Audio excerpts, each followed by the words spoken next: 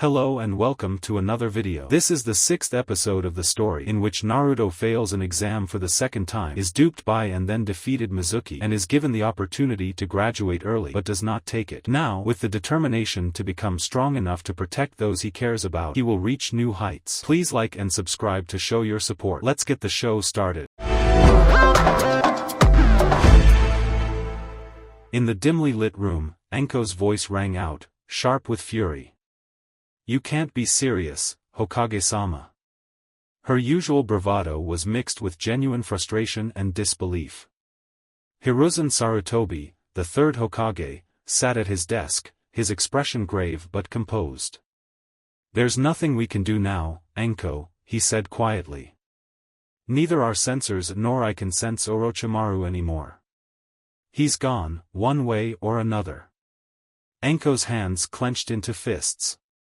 "What do you mean, one way or another? Better yet, why didn't you send more ANBU? Why didn't you cancel the exams?" Her voice was rising with every word.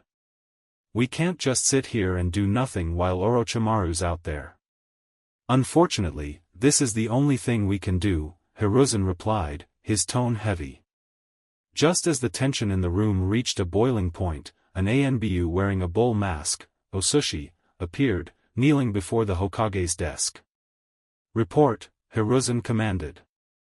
"Hokage-sama," Osushi began, Team 7 has successfully completed the second stage of the Chunin exams and has entered the tower. However, they did not come alone. Anko's brows furrowed. "What do you mean?" "They brought with them a red-headed girl, whom Uzumaki-sama," the ANBU paused, emphasizing Naruto's new title, left in the protection of Hatake Kakashi. "Uzumaki-sama is coming here to meet with you now." Hiruzen's eyes sharpened at the mention of Naruto. "Why? Is he alright?" "Alright?" Osushi repeated, a hint of concern creeping into his voice. "If you're asking if he's perfectly healthy, then no. He looks paler than usual, and his left arm seems injured, he can barely move it. But I believe it's because of his encounter with Orochimaru." The word Orochimaru hit the room like a bomb. "What?" Anko's voice exploded, her eyes wide with shock. "He ran into Orochimaru?" Hiruzen's expression darkened. "What do you mean, Osushi? Explain." The ANBU nodded. "From what I overheard during his conversation with Kakashi, Uzumaki-sama stated that his team encountered Orochimaru in the forest. He mentioned that he was coming here to remove a cancer that's been plaguing the village." Hiruzen sighed heavily and nodded. "I see. Thank you, Osushi. You are dismissed." The ANBU disappeared as quickly as he had come, leaving the Hokage and Anko to their thoughts. Before long, the door to the room opened, and Naruto entered.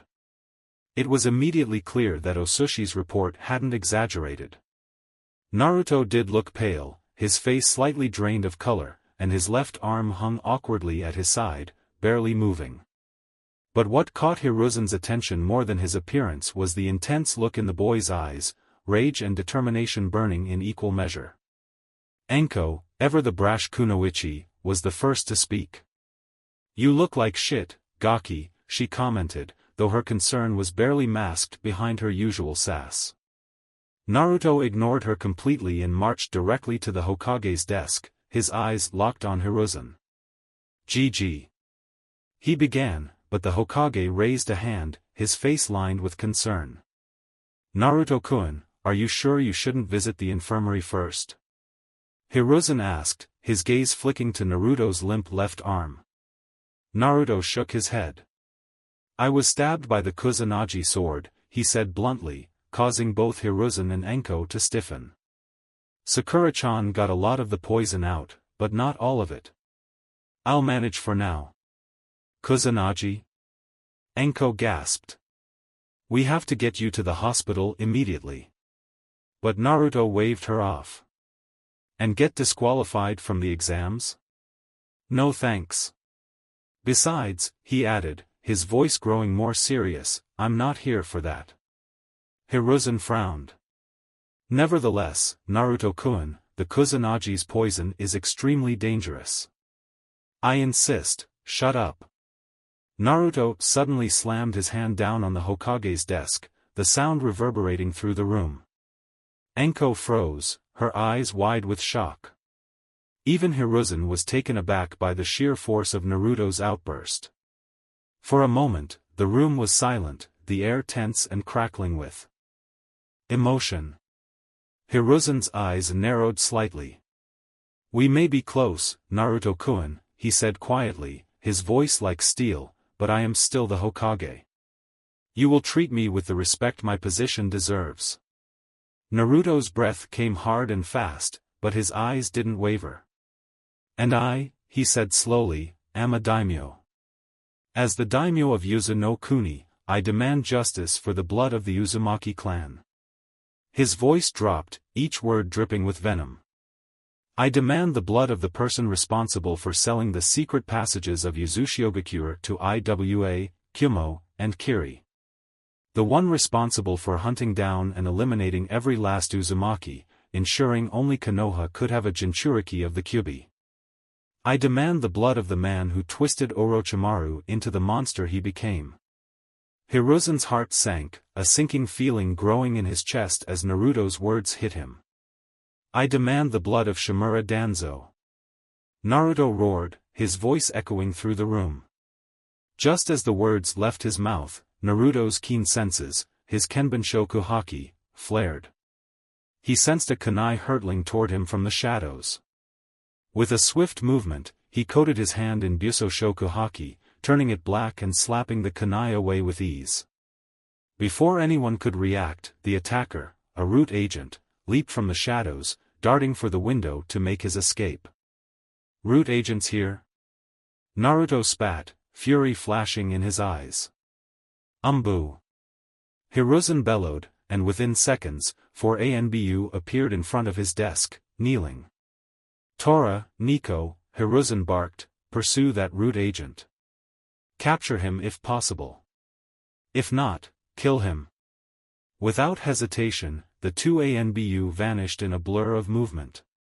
"Sure, Chita," Hiruzen continued, his voice hard, "inform ANBU Commander Oni to gather all available ANBU.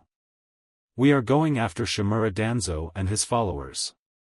Lethal force is permitted." The remaining ANBU nodded and disappeared, leaving the room in tense silence. Anko, still reeling from the rapid chain of events, shook her head. "Wait.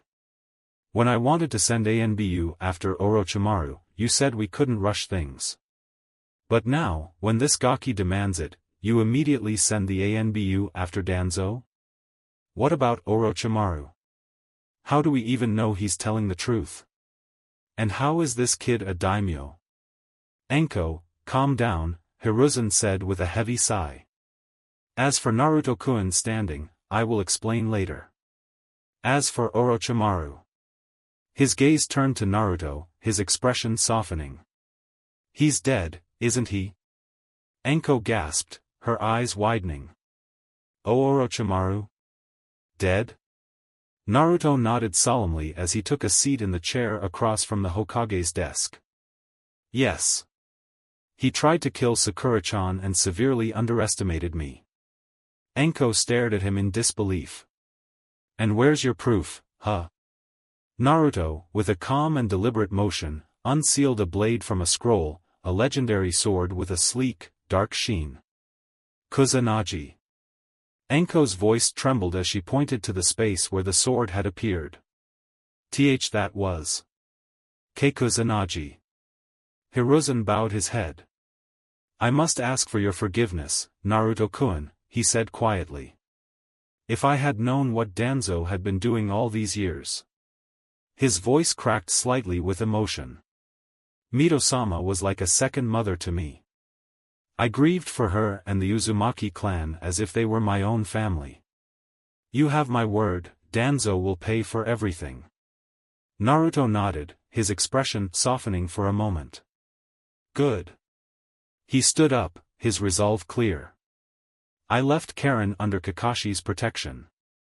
She's an Uzumaki, so I need you to assign your best ANBU to protect her.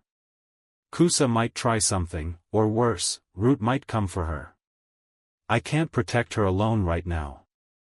I need your help, Gigi. Hiruzen's eyes warmed, and he gave Naruto a reassuring smile. You don't even need to ask, my boy. As soon as this mess is handled, I'll make sure Karen is safe. Until then, Kakashi, Hana, and Anko will watch over her. What? I'm not a babysitter. Anko whined, but she was quickly cut off by Hiruzen's stern look. Really, Anko? Hiruzen said, his voice tinged with disappointment.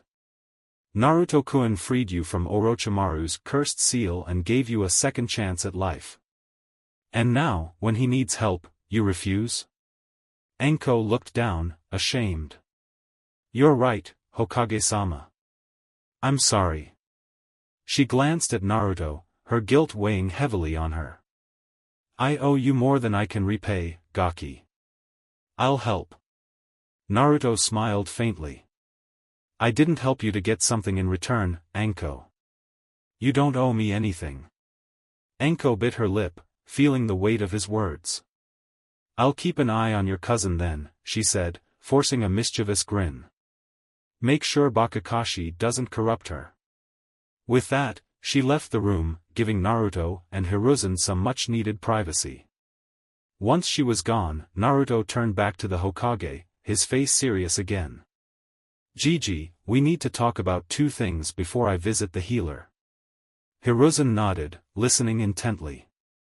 First, we need to figure out why Danzo smuggled Orochimaru into the village. What was his payment? And second? Hiruzen asked, his tone cautious. Naruto's eyes darkened, the weight of his next words heavy. Second is Kabuto Yakushi. The tension in the air was palpable as Akato Yoroi and Misumi Tsurugi entered the tower, both looking haggard and irritated after days of fruitless searching. Man, 3 days, and we didn't find that boy, Yoroi grumbled, his frustration apparent. No shit, Misumi retorted, glaring at his teammate. I'd love to hear what you're gonna tell the master now, Mr. Favorite, since you failed to accom, URK. Misumi's words were cut short, and in the next instant, 4 kunai embedded themselves into his neck, chest, and head. His body crumpled to the ground, lifeless, blood pooling beneath him. Before Yoroi could even process what had happened, he too was struck down, kunai piercing his throat. He fell beside his teammate, dead before he hit the floor. ANBU operatives materialized around the bodies, surrounding Kabuto Yakushi, who stood frozen in the middle of the scene. His face was pale, eyes wide with shock. What is the meaning of this? Kabuto stammered, his voice trembling as he glanced around, searching for any escape route. He knew full well that fighting 1 or 2 ANBU was possible, but taking on the Sandaime Hokage, who was now walking toward him, was a suicide mission. Hiruzen Sarutobi stopped a few meters from Kabuto, his gaze heavy with knowledge and judgment. We know that you are a spy, Kabuto. Just like the rest of your team, the Hokage said, his voice steady but cold. Kabuto's heart raced as panic started to take hold. What? I don't know what you're talking about, he stuttered, eyes darting for a possible way out. Even if he could make it past the ANBU, he knew that facing the Hokage was a different level of danger altogether. Sarutobi didn't flinch at Kabuto's denial. There's no point in denying it, Kabuto. We know you were Orochimaru's spy. And we know much more. The Hokage's eyes softened, but there was a deep sadness in them. We know about your past. About how Danzo manipulated everything. How Orochimaru sent your mother, who was fed false images of your appearance, to kill you. You had no choice but to defend yourself. Kabuto's eyes widened, shock paralyzing him for a moment. His mind raced, replaying the memories of that horrific night. The night he was forced to kill his mother in self-defense, twisted by Orochimaru's cruel manipulations. He clenched his fists, gritting his teeth. I'm sorry, Hiruzen continued, his voice tinged with genuine regret. No one should have had to endure what you did. Kabuto stood in silence, the weight of his past pressing down on him. After what felt like an eternity, he finally spoke, his voice flat. So, what now? I'm going to be interrogated, tortured for information on Orochimaru and his plans, right? Wrong, Hiruzen said, surprising Kabuto. The young medic looked up, clearly shocked. I personally wanted to send you to prison, Hiruzen admitted. But someone wants to give you a second chance. Someone? Kabuto asked, confusion crossing his features. Who? The same person who killed Orochimaru, Hiruzen said, and Kabuto's eyes went wide with disbelief. Uzumaki Naruto. Kabuto's mind reeled. Naruto? That loudmouthed kid, killed Orochimaru? He tried to process the information, but it didn't make sense. Why would he give me a second chance? Naruto-kun believes, Hiruzen explained, that you are the only one of your team who is worth saving. He said you lost yourself after what happened to your mother, that you've been living as a puppet in other people's hands, afraid to make choices for yourself. He believes that your mother, who loved you dearly, would want you to live your own life to its fullest. To find the other orphans you grew up with and rebuild your life. Kabuto stood there, stunned, unable to comprehend why Naruto would offer him such a gift. But why? He asked, genuine confusion in his voice. Why would he want to give me a second chance? Hiruzen sighed. There could be many reasons. Perhaps it's because Danzo, the man who betrayed you, also had a hand in the destruction of the Uzumaki clan. Perhaps he pities what happened to you and your mother. Or maybe, Naruto simply believes that it's the right thing to do. To give you a chance at redemption. Kabuto swallowed, the weight of his choices bearing down on him. So, what now? Now, Hiruzen said, you have a choice. His voice became serious. You can give up your Hitai-8 and leave the village. But you know that, given what you know, Danzo or Orochimaru's remnants will hunt you down. Either of them will turn you into their puppet again, or worse. Kabuto's lips tightened at the thought. Your other option, Hiruzen continued, is to repay Naruto's trust and remain in Konoha. You will be placed on probation, monitored by ANBU 24 hours a day, and you will work in the hospital. Naruto said you were a prodigy in medical ninjutsu, and we need talented shinobi like you. But, he added firmly, you must be ready to prove yourself. Kabuto was silent for a long moment, his mind whirling. If I stay, he began slowly, does that mean Danzo will never be able to return to Konoha? Your choice has no bearing on Danzo's fate, Hiruzen replied, his voice hardening. Danzo has a blood feud with the daimyo of Yuzu no Kuni, and by extension, with the daimyo of Hai no Kuni as well. He is a traitor to Konoha and Hai no Kuni. He is an S-rank missing nin with a 40 million ryo bounty on his head. Dead or alive, Danzo's fate is sealed. Kabuto's jaw tightened at the mention of Danzo's crimes. It seemed that no matter what he chose, Danzo's fate was beyond his control. After a long, tense silence, Kabuto made his decision. I want to try, he said softly, his voice firming as he continued. If it's my choice, I want to stay in Konoha. I want to be part of this village. Hiruzen nodded, the lines on his face relaxing just a bit. Very well, Kabuto. Team Kame will be responsible for monitoring you during your probation. You will join the medical corps immediately. He smiled faintly. And, given your skills and your experience as Orochimaru's right hand, I can't allow you to remain a genin. Congratulations, you've just become a chunin. Kabuto blinked, surprised. That's it? You're not going to interrogate me? Check to see if I'm lying? Look down, Hiruzen instructed. Kabuto glanced down and his eyes widened. Beneath his feet was a complex Fuinjutsu matrix, glowing faintly on the floor. Once I mentioned the ANBU surveillance, the seal activated, Hiruzen explained. From that moment, you were incapable of lying. If you had tried, you would have been electrified. Kabuto stared at the seal in awe. This was Naruto's work? Hiruzen chuckled softly. Yes. A brilliant piece of sealing work. Never underestimate Naruto-kun. Orochimaru did, and look where that got him. Kabuto couldn't hide his shock. Naruto was far more than he had ever imagined. Hiruzen's expression turned deadly serious, the warmth vanishing from his face.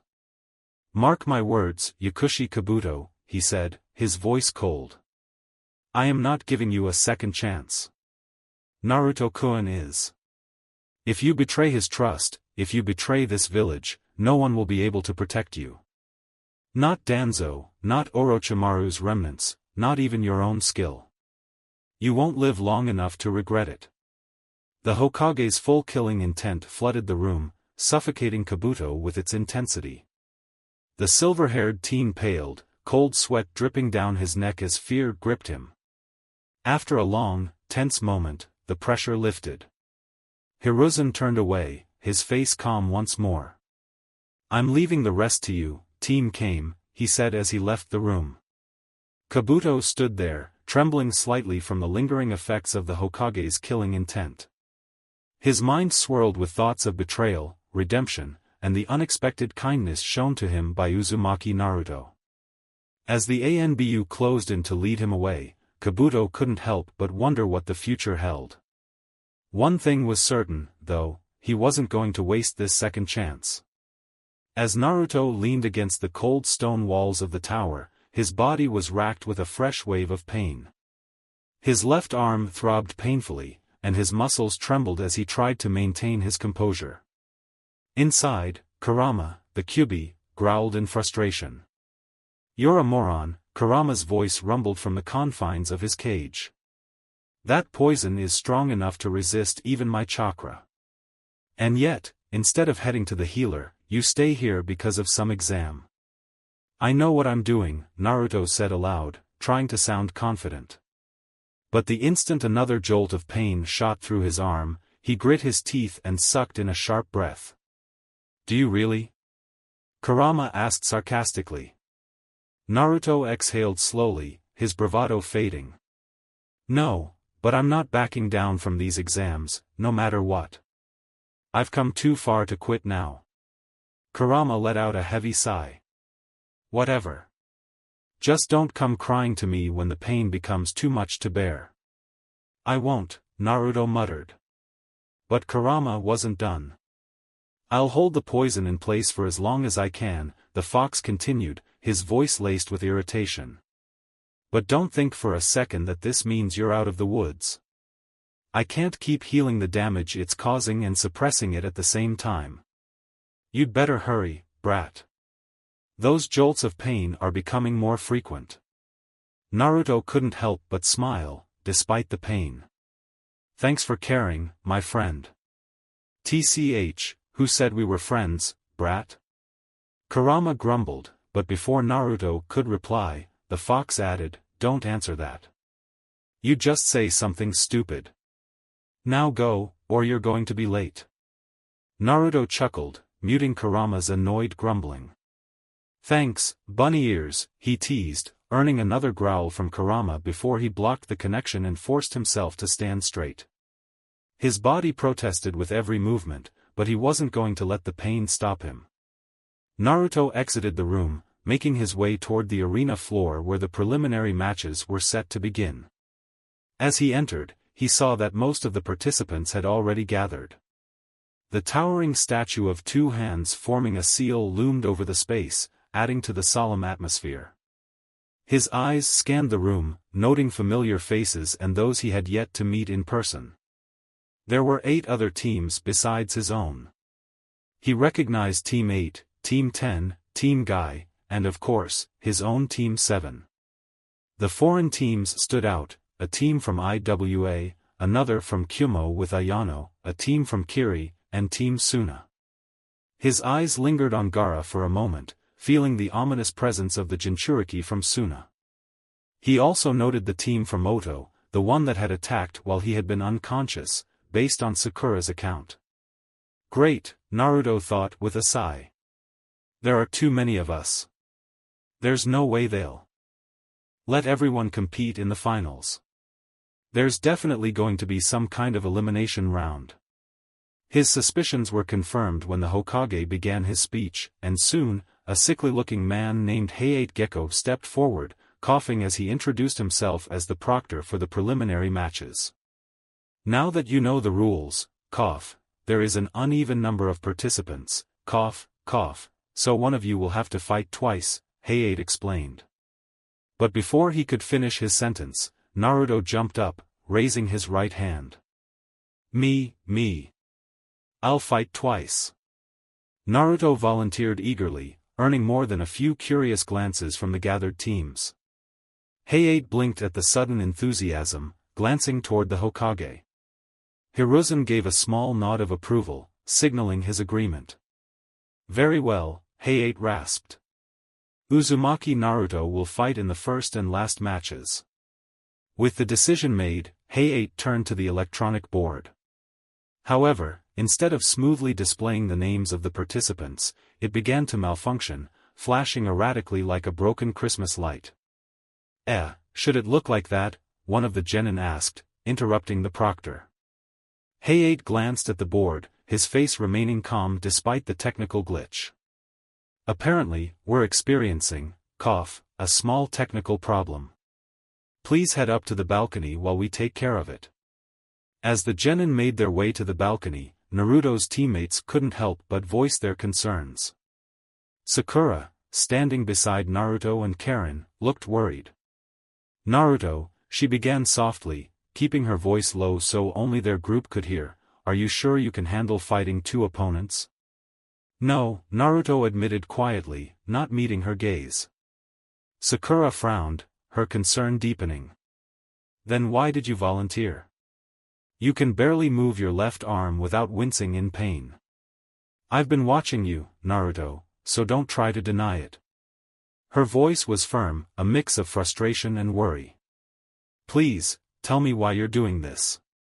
Naruto's eyes flicked toward her briefly before scanning the other genin on the balcony.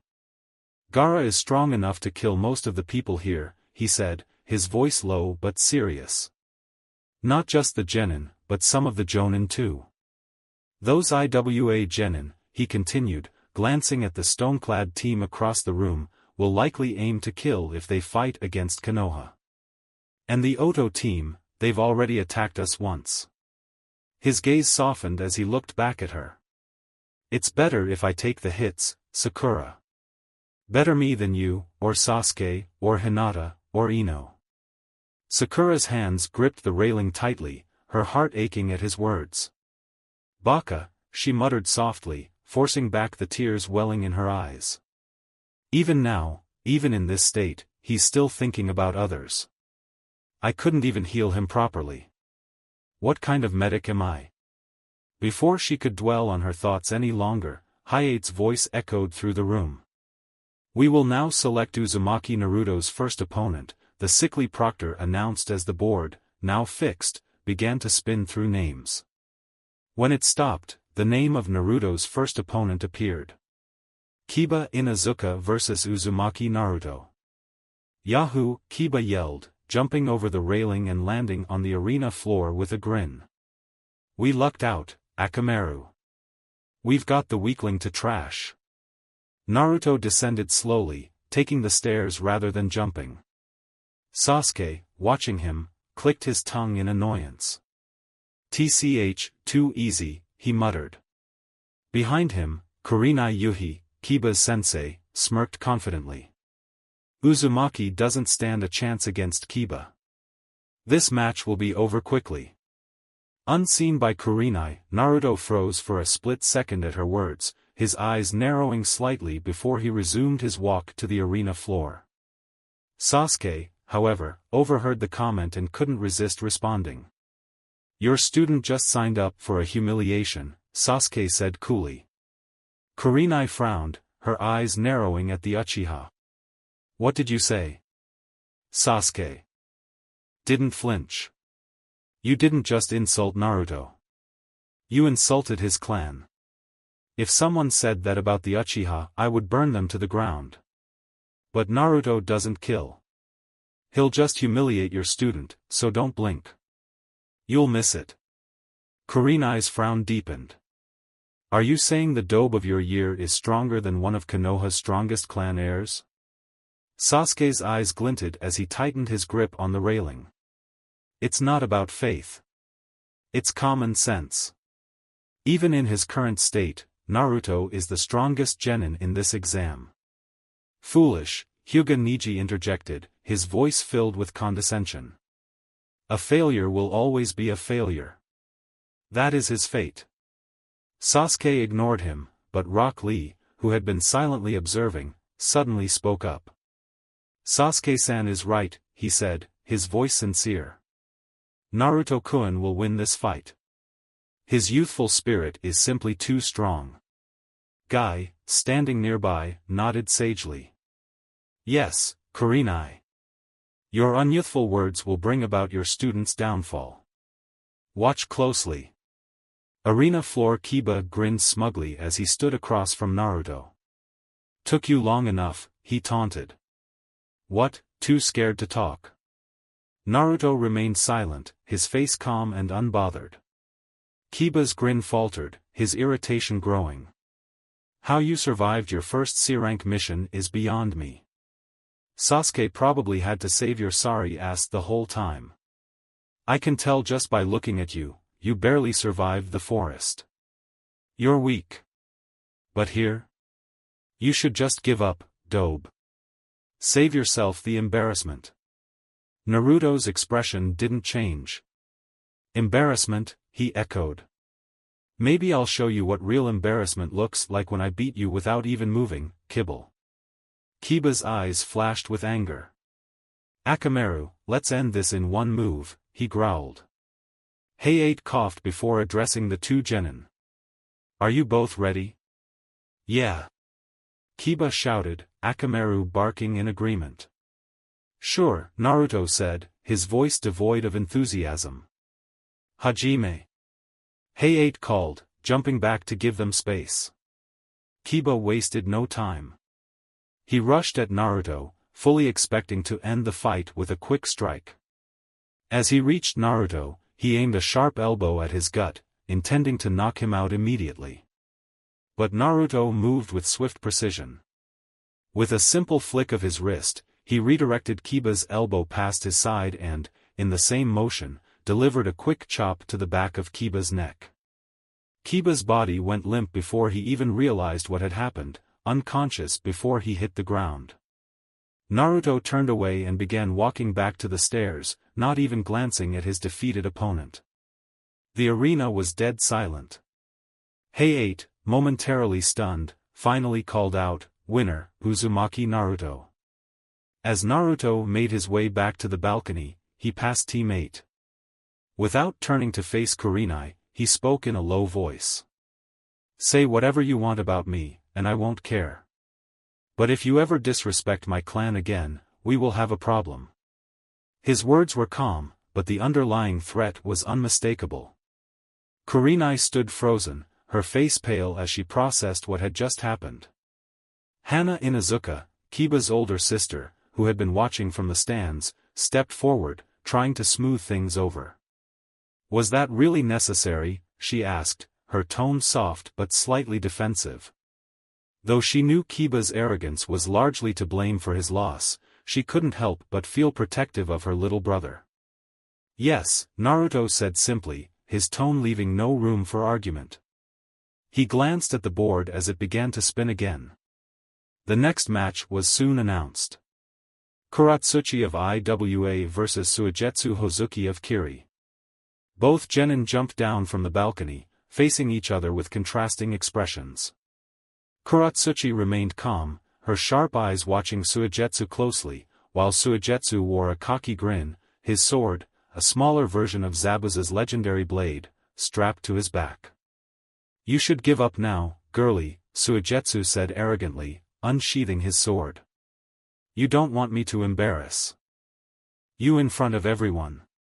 Katsuchi smirked, unfazed. Strong words from someone who's wielding a poor imitation of his sensei's sword. Suigetsu's grin twisted into a snarl. "You're gonna regret that." Hayate stepped between them. "Are you both ready?" Both nodded, their eyes locked on each other. "Hajime." Suigetsu rushed in, swinging his sword in a wide arc, aiming to cleave Katsuchi in half. But she was quicker, deftly jumping over the strike and stabbing a kunai into his shoulder, only to find her weapon passing through water. Suigetsu grinned wickedly as his liquid form reformed behind her, and with a powerful kick, sent her flying across the arena. "You really thought that would work on me?" Suigetsu taunted. "You can't beat me." Katsuchi stood up, dusting herself off with a smirk. "I was hoping to keep this hidden until the finals, but..." She trailed off as she charged at Suigetsu, forming hand seals as she moved. When Suigetsu swung his sword again, she leapt into the air, somersaulting over him. "Yotan, Shakugaryugan no Jutsu," she shouted, expelling several molten lava bombs from her mouth. Suigetsu's eyes widened, and he barely managed to dodge the attacks, the searing heat from the lava singeing his clothes. The real fight had just begun. On the balcony, "The IWA girl has this wrapped up now," Naruto muttered, catching the attention of the other genin around him. "What do you mean?" Ino asked, glancing down at the ongoing fight. "They're pretty evenly matched." "No," Sasuke interrupted, his Sharingan eyes watching intently. "Naruto's right.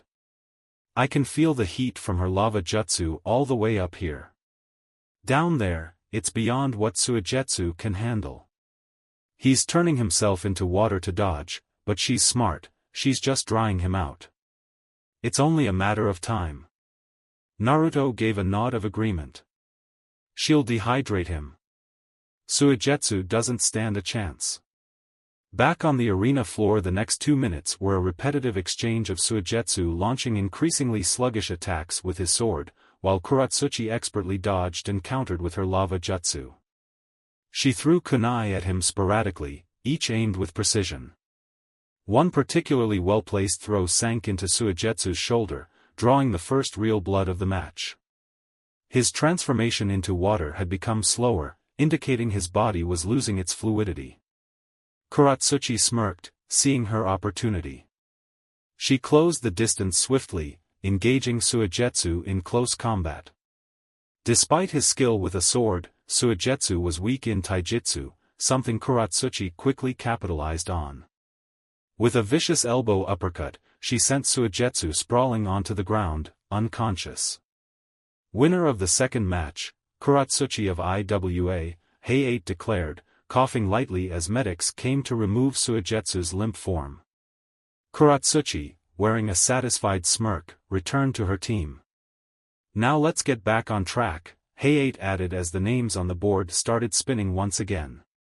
Choji Akimichi of Konoha vs Akatsuchi of IWA. On the balcony, Asuma clapped his hand on Choji's shoulder, smiling at his student. "Choji, if you win, I'll take you to an all-you-can-eat barbecue feast." Choji's eyes lit up, a fiery determination flooding his usually gentle expression. "Yosh! Now I'm all fired up," he shouted, jumping over the railing with newfound energy. Ino sighed beside Asuma, shaking her head. "Sensei, you really shouldn't bribe him like that." Asuma shrugged with a grin. "I'm just motivating him." On the arena floor, Choji stood across from the IWA genin, Akatsuchi, who wore a determined expression. "Are you both ready?" Hayate asked, looking between them. Yes, both Choji and Akatsuchi replied in unison. "Hajime," Hayate declared. Akatsuchi wasted no time, forming quick hand seals. "Doton, Tsuchibunshin no Jutsu," he called, spitting out a stone clone that immediately took shape beside him. Both the original and the clone rushed toward Choji. Choji managed to duck under a jab from the clone, sidestepping a follow-up knee strike, but failed to avoid a powerful kick from the real Akatsuchi. The blow sent him skidding backward across the floor. Determined, Choji stood up, forming his own hand seals. Baika no Jutsu. In an instant, his torso expanded into a large, spherical shape, and his head, arms, and legs retracted into his body. Spinning rapidly, Choji charged forward in his human boulder form. Akatsuchi dodged the barreling attack, though his stone clone wasn't so lucky. The clone was crushed under the weight of Choji's attack, crumbling into dust. Realizing he needed to end the fight quickly, Akatsuchi formed more hand seals. Doton, Genchuro no Jutsu. Large stone pillars erupted from the ground, trapping Choji in an inescapable prison of rock. With Choji stuck in place, Akatsuchi summoned 2 more stone clones, handing them explosive tags. The clones climbed the pillars and attached the tags. "Give up or be blown apart," Akatsuchi said seriously, not wanting to go too far but also unwilling to show mercy in the heat of battle. Choji, trapped and unable to see any way out, sighed and dispelled his jutsu, reverting to his normal size. "I surrender," he admitted reluctantly. Winner of the match, Akatsuchi of IWA, Hayate announced as the stone pillars crumbled and both genin returned to their teams. The names on the board began to spin again. The IWA team back on the balcony, tension was rising among Team IWA. Kajitsuchi, the third genin of their group, sneered as Choji walked away. "You should have killed that tree hugger, Akatsuchi." Akatsuchi frowned. "I saw no reason to do that. He's from the village that demon, the Kiroi Senko, came from," Kajitsuchi growled. "That should be reason enough." Kuratsuchi sighed, shaking her head. "Most of your clan was killed during the last war by Namikaze, but that was war. You can't blame this generation for something that happened back then. We all did what we had to do." "I can blame him," Kajitsuchi hissed, his anger uncontained. "Namikaze killed them. My entire clan was wiped out because of him. Like hell I can't blame them." Katsuchi, their Jonin-sensei, intervened with a calm but stern voice. "Enough, Kajitsuchi. The next match is about to start.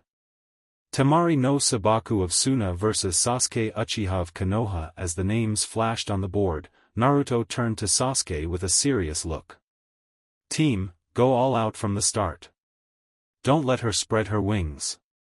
She's got a fan, so she probably uses wind techniques. That Kankuro guy's a hothead, and Gaara's a lunatic, so Temari is probably the strategist of their team. If you let her control the fight, she'll make things harder for you." Sasuke nodded, understanding Naruto's logic. He grunted, his usual response, before leaping over the railing to face Temari on the arena floor. Temari smirked as Sasuke landed across from her. "Took you long enough," she taunted, already reaching for her giant fan. Sasuke didn't respond, his Sharingan flaring to life as he prepared for battle. "Are you both ready?" Hayate asked, looking between them. "Yes," Temari replied, spreading her fan slightly. Sasuke grunted again, his Sharingan eyes focusing intently on her movements. "Hajime." Sasuke wasted no time, immediately forming hand seals. "Katan, Hozenka no Jutsu," he called, sending a flurry of small fireballs toward Temari. Temari grinned confidently, swinging her fan wide to blow the fire away. "Heh, too easy," she remarked, only to realize too late that shurikens had been hidden within the flames. Her eyes widened, and she quickly brought her fan up to shield herself. While she managed to deflect most of the shuriken, 3 found their mark, 2 sinking into her right shoulder, and 1 piercing her left thigh. Sasuke used the opening, chakra surging to his legs as he closed the distance in an instant. Before Temari could react, his knee slammed into her stomach, driving the wind out of her. 2 quick jabs to her wrist followed, making her lose her grip on her fan, which Sasuke kicked away. Desperate to regain control, Temari threw a wild punch at Sasuke, but the Uchiha easily caught her arm, his Sharingan reading her movements like a book. With a swift, fluid motion, he flipped her over his shoulder and slammed her into the ground, knocking the wind out of her once more.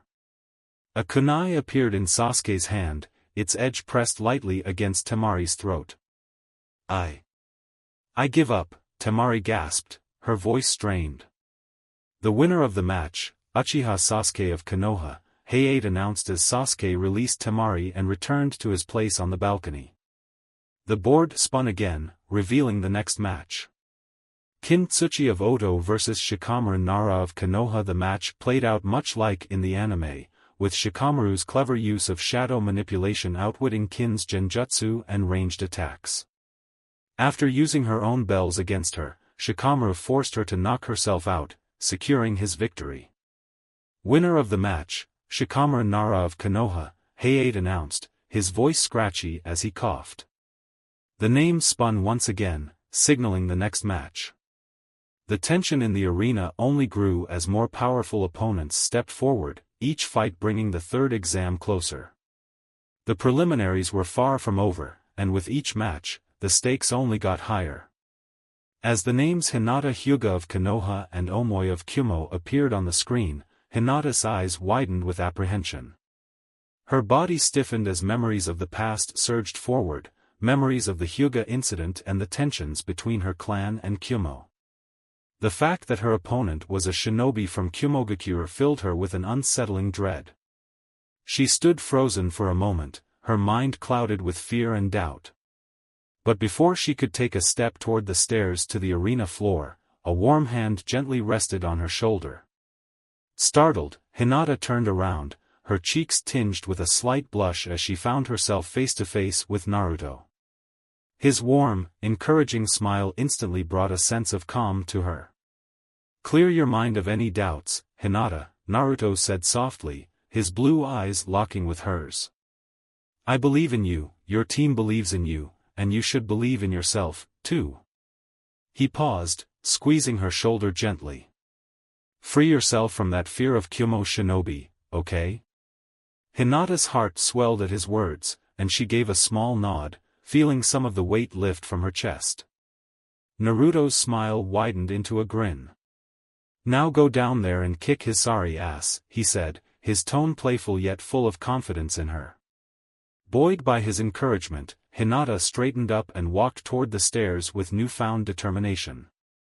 There was a visible spring in her step, her earlier hesitation replaced by a quiet resolve. Arena floor Omoi stood across from Hinata, idly chewing on the lollipop in his mouth, though his mind was anything but calm. He had been thinking through every possible scenario since the match was announced, and the potential consequences of this fight weighed heavily on him. If I fight her seriously and hurt or accidentally kill her, it could cause an incident, Omoi thought, his brow furrowing in concern. The Hyuga clan would want my head, and Raikage-sama would refuse, which would lead to war. Then Iwa, Kiri, and Suna would join in, and before you know it, countless lives could. His thoughts were cut short by a sharp smack to the back of his head. "Concentrate, you idiot!" Karui shouted from the balcony, glaring at her teammate. Omoi rubbed the back of his head, throwing a sandal back at her in retaliation. "Karui, that was not cool," he muttered, casting a sideways glance at Samui, who was standing beside their hot-headed teammate. Samui, ever the calm one, merely sighed. "Focus, Omoi." Back on the arena floor, Omoi adjusted his stance, pulling himself together. The Hyuga style is rigid, he thought. They're great at dodging thanks to their Byakugan, but if I keep my attacks fluid and unpredictable, I can win this. "I'm ready," he said aloud, settling into a stance with his short sword drawn. "Are you both ready?" Hayate asked, looking between the two genin. "Yes," Hinata said softly, slipping into her family's iconic Juken stance, her white eyes already activated, veins bulging around them as her Byakugan came to life. Omoi took a deep breath, tightening his grip on his sword. Let's make this quick. Hajime. Omoi lunged forward immediately, his short sword flashing as he aimed a swift slash at Hinata. He was hoping to end the fight before it even started, expecting her to block or dodge in a predictable way. But to his surprise, Hinata didn't move until the last possible second. She spun on her heel gracefully, dodging the strike with an elegant fluidity, and before Omoi could react, she struck twice at his right arm with lightning precision. Omoi's eyes widened as his arm went numb from the strikes. What? How did she move so smoothly? Hinata wasn't about to give him time to recover. She closed the distance between them with remarkable speed, her hands moving in perfect coordination as she unleashed a flurry of Juken strikes. Each strike targeted Omoi's chakra points with deadly accuracy. 3 tenketsu in his left leg, 4 in his right leg, 2 in each arm, and 2 in his torso. Every hit sent a wave of pain through Omoi's body, and before he knew it, he was on the defensive, trying desperately to back away. To the onlookers, it looked as if Hinata was dancing, a graceful and controlled performance of the Hyuga style. Omoi, on the other hand, was stumbling, barely able to keep up as his movements became increasingly sluggish. When he finally managed to jump back, the numbness in his limbs was overwhelming. His legs felt heavy, his arms weak, and he could barely channel any chakra through his body, especially his right arm, which had been the first to be struck. Hinata stood calmly in front of him, her hands lowered but still poised for another attack if necessary. "Please give up," she said softly, her voice gentle but firm. "You can't channel chakra properly through your right hand anymore, and your ability to use jutsu is severely hindered. You cannot win now." Omoi hesitated, the weight of her words sinking in. As much as he didn't want to admit it, she was right. His chakra flow was too disrupted to continue effectively. He'd underestimated her, and now he was paying the price. "I underestimated you," Omoi said, shaking his head. "And for that, I'm sorry. As my teammate would say, that was not cool of me." He sheathed his sword and gave a small nod of respect. "I lost." Winner of the match, Hinata Hyuga of Konoha, Hayate announced. Hinata's face flushed slightly with pride, but she remained composed as she walked over to Omoi. Without a word, she began gently unlocking his tenketsu, restoring his ability to move freely. Omoi gave her a sheepish smile. "Thanks. You're strong, stronger than I thought." Hinata blushed, her eyes softening as she nodded. "Thank you." As the two of them returned to their respective teams, Naruto grinned broadly from the balcony. "Way to go, Hinata," he cheered, earning a few looks from the other genin and a shy smile from Hinata. Sasuke, standing beside Naruto, crossed his arms. "Not bad." Back on the balcony, Karui sighed in exasperation. "Omoi, you're such a moron," she muttered under her breath. Samui remained silent, watching the match with a neutral expression, though there was a glint of respect in her eyes for the Hyuga heiress. As the medics cleared the arena floor, Hayate turned back to the scoreboard. "We will now begin the next match," he announced as the names began spinning once again. The preliminaries continued, each match raising the stakes higher as the tension in the room mounted. With each victory, the participants drew closer to the final stage of the Chunin exams. As Naruto slowly made his way back to the room where the Chunin exams preliminaries were being held, he couldn't shake the pain that coursed through his body. His left arm throbbed, and his vision blurred for a moment as he fought through it. Kurama had been doing his best to suppress the poison, but Naruto could feel that it was getting harder with every passing minute. He knew he was pushing himself, but there was no way he was backing down now. His conversation with the Hokage played in his mind. Hiruzen's words, about being proud of him, had struck a chord. As much as Naruto tried to laugh it off, he couldn't deny the warmth he felt hearing the old man's praise. It was something he rarely got, especially from someone as important as the Hokage. But still, he had to focus. He couldn't afford to be sentimental when he had a job to do. He had volunteered for 2 matches, and he wasn't about to let everyone down. As he entered the room, the sight that greeted him made his eyes widen. The tension in the air was thick, and all eyes were locked on the arena below. Naruto's heart skipped a beat as he quickly scanned the scene.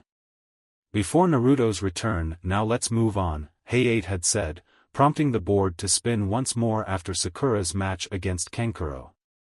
The next names appeared on the board: Tenten Higurashi of Konoha versus Ayano Kannagi of Kumo. Tenten wasted no time, hopping over the railing and landing lightly on the arena floor. Across from her, Ayano did the same, a determined look on her face as she stared at her opponent, though her gaze briefly shifted to Naruto, who had gone to the restroom.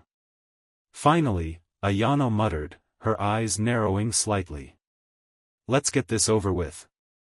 Hayate coughed lightly as he stepped between the 2 kunoichi. "Are you both ready?" "Yes," Tenten replied, preparing herself for the fight.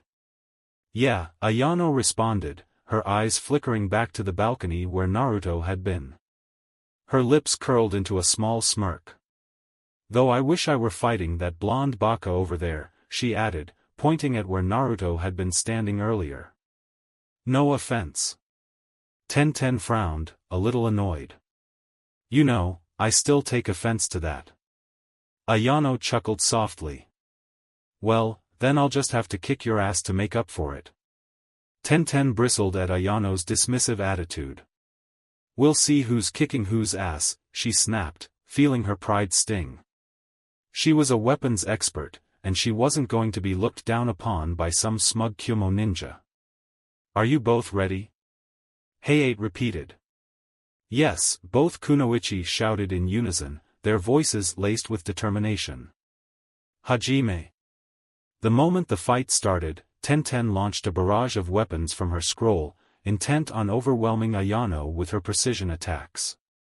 However, the Kannagi heiress had something else in mind. She barely seemed concerned, her attention elsewhere. "Hey!" Tenten shouted, frustrated. "I'm your opponent." Ayano smirked, her eyes still wandering to where Naruto had been. "Yeah, sorry," she said casually. "I just wanted to fight that blonde baka over there." Tenten, now fully irritated, threw another set of kunai directly at Ayano. "Pay attention," she demanded. Ayano barely flinched. "You've already lost," she said, her voice confident and calm, confusing Tenten. "And you don't even realize that what you're looking at is a clone." Suddenly, the Ayano standing in front of Tenten dispelled in a puff of smoke. Tenten's eyes widened in shock as she felt something cold against her neck. Ayano's sword, Rekka, pressed lightly against her skin from behind. "When did you?" Tenten started, her voice a mix of surprise and frustration. Ayano leaned in slightly, her voice low. "When you were distracted by Naruto and the proctor started the match, I created a clone and switched places. My real body was hidden underground the whole time." Simple substitution. Tenten's heart sank as she realized how thoroughly she had been outplayed. I forfeit," she muttered, embarrassed. "Winner of the match, Ayano Kannagi of Kumo," Hayate announced. As Ayano sheathed her sword, she gave Tenten a respectful nod before making her way back to the balcony. Tenten, still feeling the sting of her defeat, walked slowly behind, her pride wounded. Sakura Haruno vs Kankuro no Sabaku of Suna. The board spun once again, and the names that appeared made Naruto's teammates and sensei pause. Sakura Haruno of Konoha vs Kankuro no Sabaku of Suna. Sakura looked determined as she descended to the arena. Naruto, watching her from the balcony, stepped forward slightly, catching her attention. "Sakura-chan," he called quietly, making sure no one else could hear. Sakura turned to face him, her eyes locking with his as he leaned in close. Naruto's breath brushed against her ear as he whispered something. Her eyes widened in surprise at the information he shared, and a faint blush crept across her cheeks, though she quickly focused. "Are you sure?" she asked, her voice barely a whisper. Naruto smirked confidently. "Trust me." Sakura nodded, her nervousness fading as she stepped onto the arena floor with newfound determination. She glanced back at Naruto, who gave her a thumbs up before she turned to face Kankuro. Kankuro, meanwhile, wore his usual smirk as he prepared for the match. "Girlie, you should just give up now," he taunted. "I've seen girls like you, more interested in looking pretty than actually being strong. You've got no place here." Sakura's eyes narrowed. His words stung, but not in the way they might have before. He was describing the Sakura she used to be, the weak, useless version of herself that she had worked so hard to shed. She wasn't that girl anymore. She had trained, and she had fought. She wasn't going to let anyone belittle her or her progress. "Are you both ready?" Hayate asked, glancing between the two. "Yes," both Sakura and Kankuro said, their voices firm. "Hajime." The moment the match started, Sakura rushed forward with incredible speed, her fist drawn back as if to land a powerful punch on Kankuro's face. The Suna Genin smirked, expecting an easy win. He sidestepped the punch, only for Sakura to roll past him and land behind him with a graceful tumble. In mid-roll, Sakura pulled out several Senbon needles and channeled chakra into them. The moment she finished her roll, she flung the Senbon at Kankuro's back, specifically, at the bundle wrapped in bandages on his back. With a grunt of pain, Kankuro fell forward, and the puppet strapped to his back, Crow, fell to the ground. Kankuro's eyes widened in shock as he realized that his secret had been exposed. "You poisoned me?" Kankuro growled, pulling out the needles and glaring at the smirking Sakura. His eyes narrowed when he saw the faint purple liquid on the tips of the Senbon. Sakura crossed her arms, a sly grin on her face. "Well, you know what you have to do if you want the antidote, right?" Kankuro's eyes flashed with anger, but he gritted his teeth. He couldn't risk getting into a prolonged fight while poisoned. "Proctor," he grumbled, "I forfeit." "Winner of the match, Sakura Haruno of Konoha," Hayate announced. As Kankuro begrudgingly accepted his loss, Sakura tossed him a small vial of antidote before skipping back to her team, her spirits high. When she reached the balcony, Naruto greeted her with a big grin. "I knew you'd be awesome, Dadabayo," he cheered.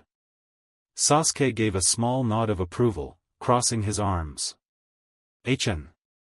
You did well," Hana added with a proud smile. "But your timing on those Senbon was just a little off. We'll work on that." Sakura nodded, feeling more confident than she had in a long time. "Where are you going, Dobe?" Sasuke asked as he saw Naruto heading toward the door. "Where the daimyo goes on foot," Naruto quipped, smirking. "I've got a few matches before my own, so don't worry, I'll be back in time." Sasuke rolled his eyes but didn't press the issue. As Naruto left, he gripped his arm, trying to push through the pain as he made his way to the restroom. But halfway there, the pain in his left arm became unbearable, and he gripped the bark of the wall for support, bending over as he fought through the wave of agony. After a few agonizing minutes, Naruto heard a familiar voice behind him. "Are you sure it was wise to volunteer for 2 matches, Naruto?" Hiruzen's voice echoed from the shadows. Naruto chuckled weakly. "Heh. Probably not, Gigi." He gave a small smile, though it was strained. "But you know me, I'm not exactly known for being smart, or self-conscious." The Hokage stepped forward, concern in his eyes. "I made many mistakes in the past regarding you, my boy," he said softly. "But as foolish as it may sound, I'm proud of your actions. You go so far to protect your precious people." Naruto looked away, feeling a bit uncomfortable with the praise. "You know me," he muttered, brushing it off. "Shouldn't you be back with the others?" "I left a clone in my place," Hiruzen explained. "I wanted to see how you were holding up." Naruto gave him a half-smirk. "Not too great, as you can see." "Yes," the Hokage agreed, his eyes softening with concern. "I've made sure the hospital is ready for you after your last match. My ANBU will escort you." Naruto shook his head. "I'm fine with ANBU, but Kakashi's busy protecting Karen. I won't be able to do it on my own during the next month." Hiruzen sighed. "Then Guy will go with you along with the ANBU." He paused, glancing at the door. "Go clean up quickly, you don't want to miss too many fights." Naruto nodded, grateful for the Hokage's care. "Thanks, Gigi." As Naruto cleaned up and slowly made his way back, he couldn't shake the growing feeling of unease. Something was about to happen, he could feel it. When he finally reached the room, his eyes widened in surprise at the sight before him. As the tension built in the arena, and the dust settled after the enormous destruction caused by Naruto's unleashed power, all eyes were glued to the blonde Uzumaki standing tall amidst the debris. His eyes were burning with fury, and his chakra radiated in an almost tangible cloak, crackling with intensity. It was clear to everyone in the room that something inside Naruto had snapped, triggered by the disrespect thrown toward his mother, Kushina Uzumaki, a name that most in the room were now hearing for the first time. On the balcony the spectators were in stunned silence, many of them trying to comprehend the magnitude of the raw power they had just witnessed. What is this?" Ino stammered, her eyes wide in shock. She had seen Naruto fight before, but this was something entirely different.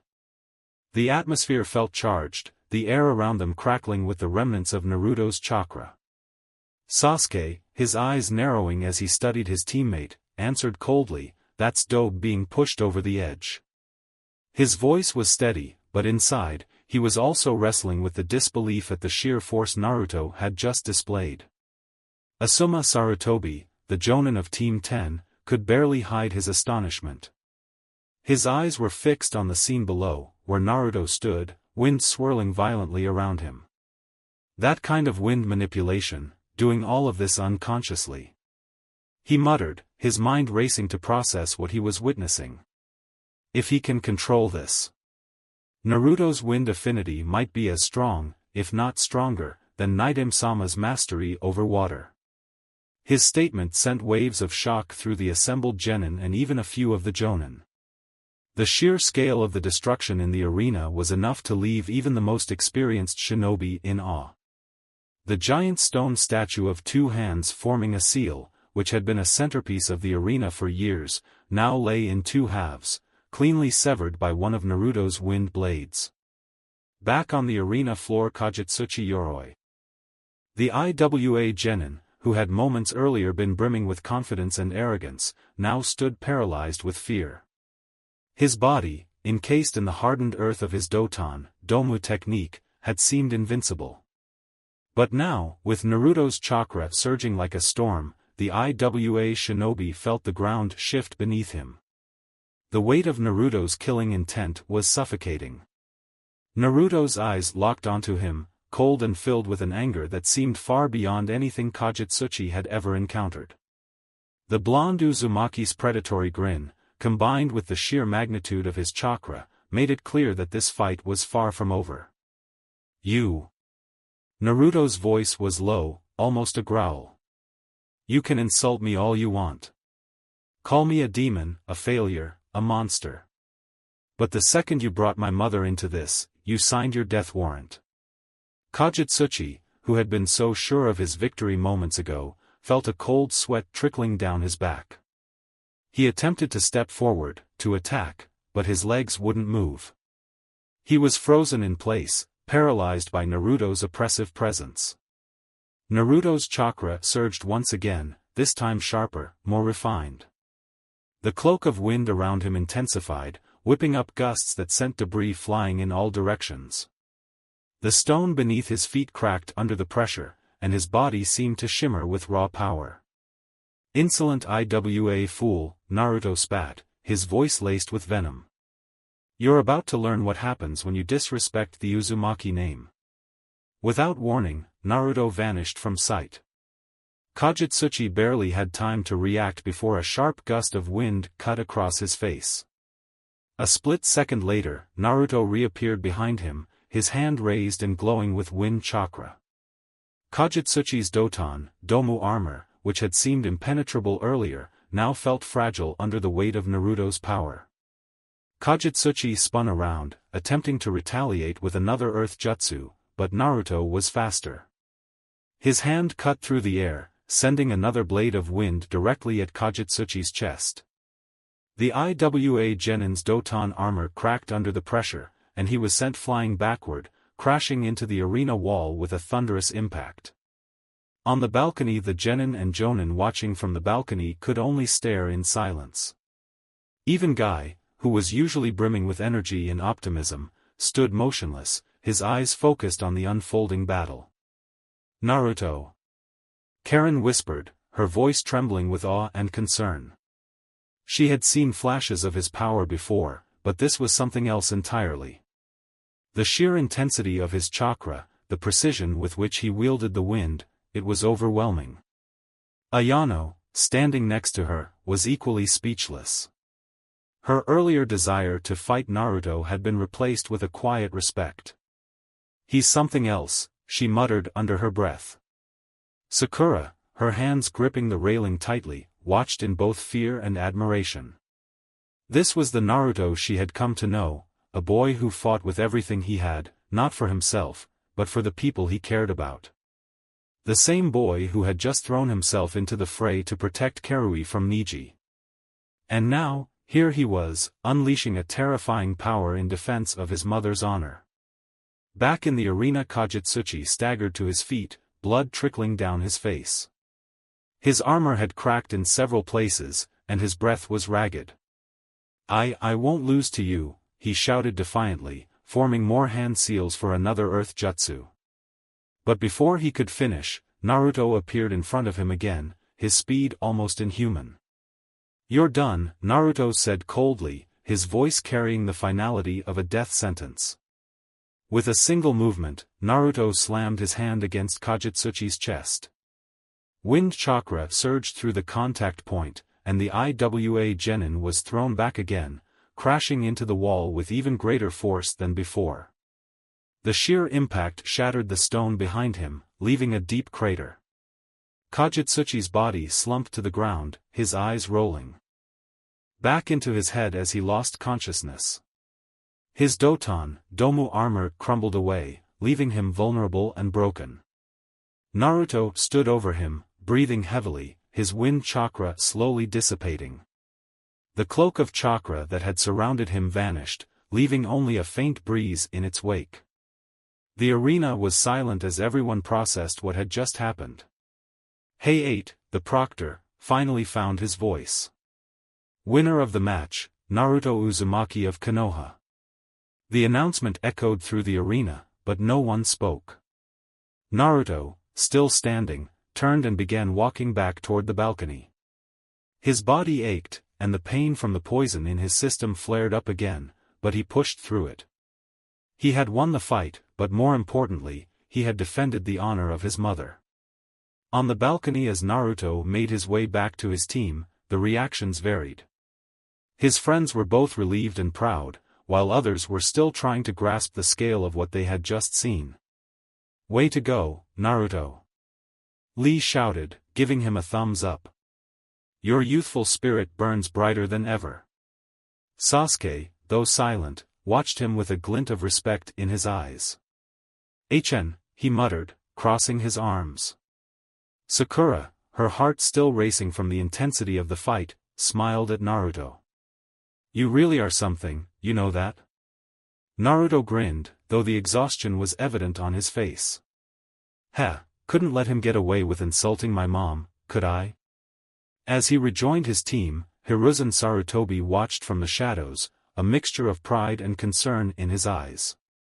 Naruto was growing stronger, stronger than anyone had anticipated, but there was still much to be done. The danger of the Chunin exams was far from over, and Naruto would need every ounce of his strength for the trials ahead. With the preliminaries now complete, the next stage of the Chunin exams loomed ever closer.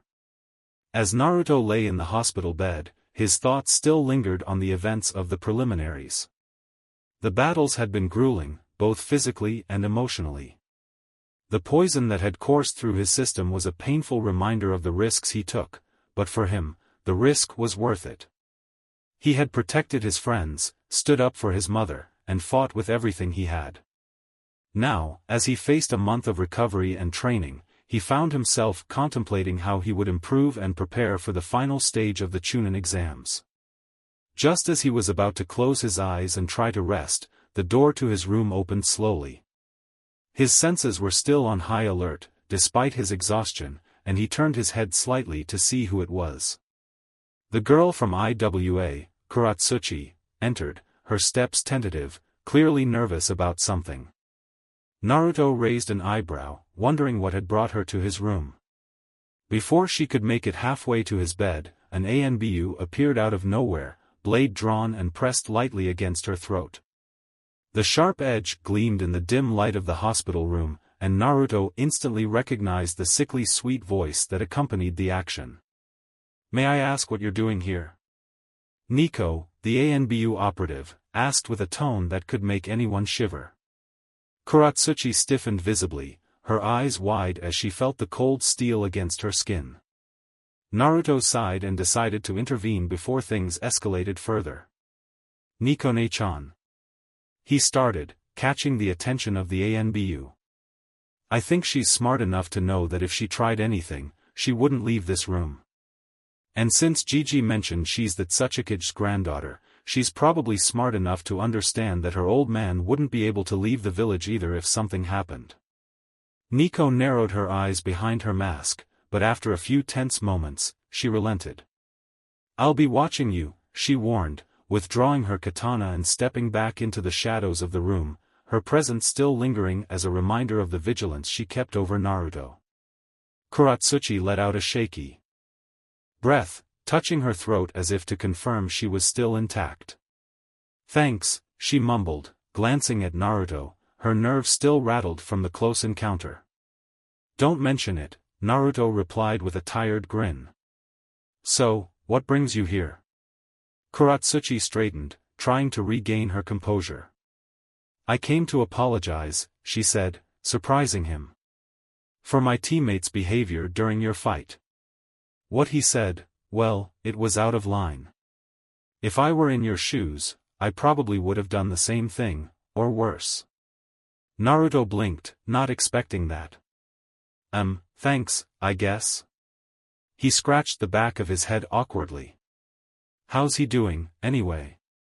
I kind of lost control when he insulted my mom." Katsuchi hesitated for a moment before answering, sensing Naruto's concern. Well, let's just say he's in bad shape. You broke his arm, crushed his ankle, and shattered most of his ribs. Plus, he had internal bleeding. But your medics are amazing, they patched him up quickly, so he'll live." Naruto paled slightly as she listed the injuries, guilt creeping in for a moment before Katsuchi continued.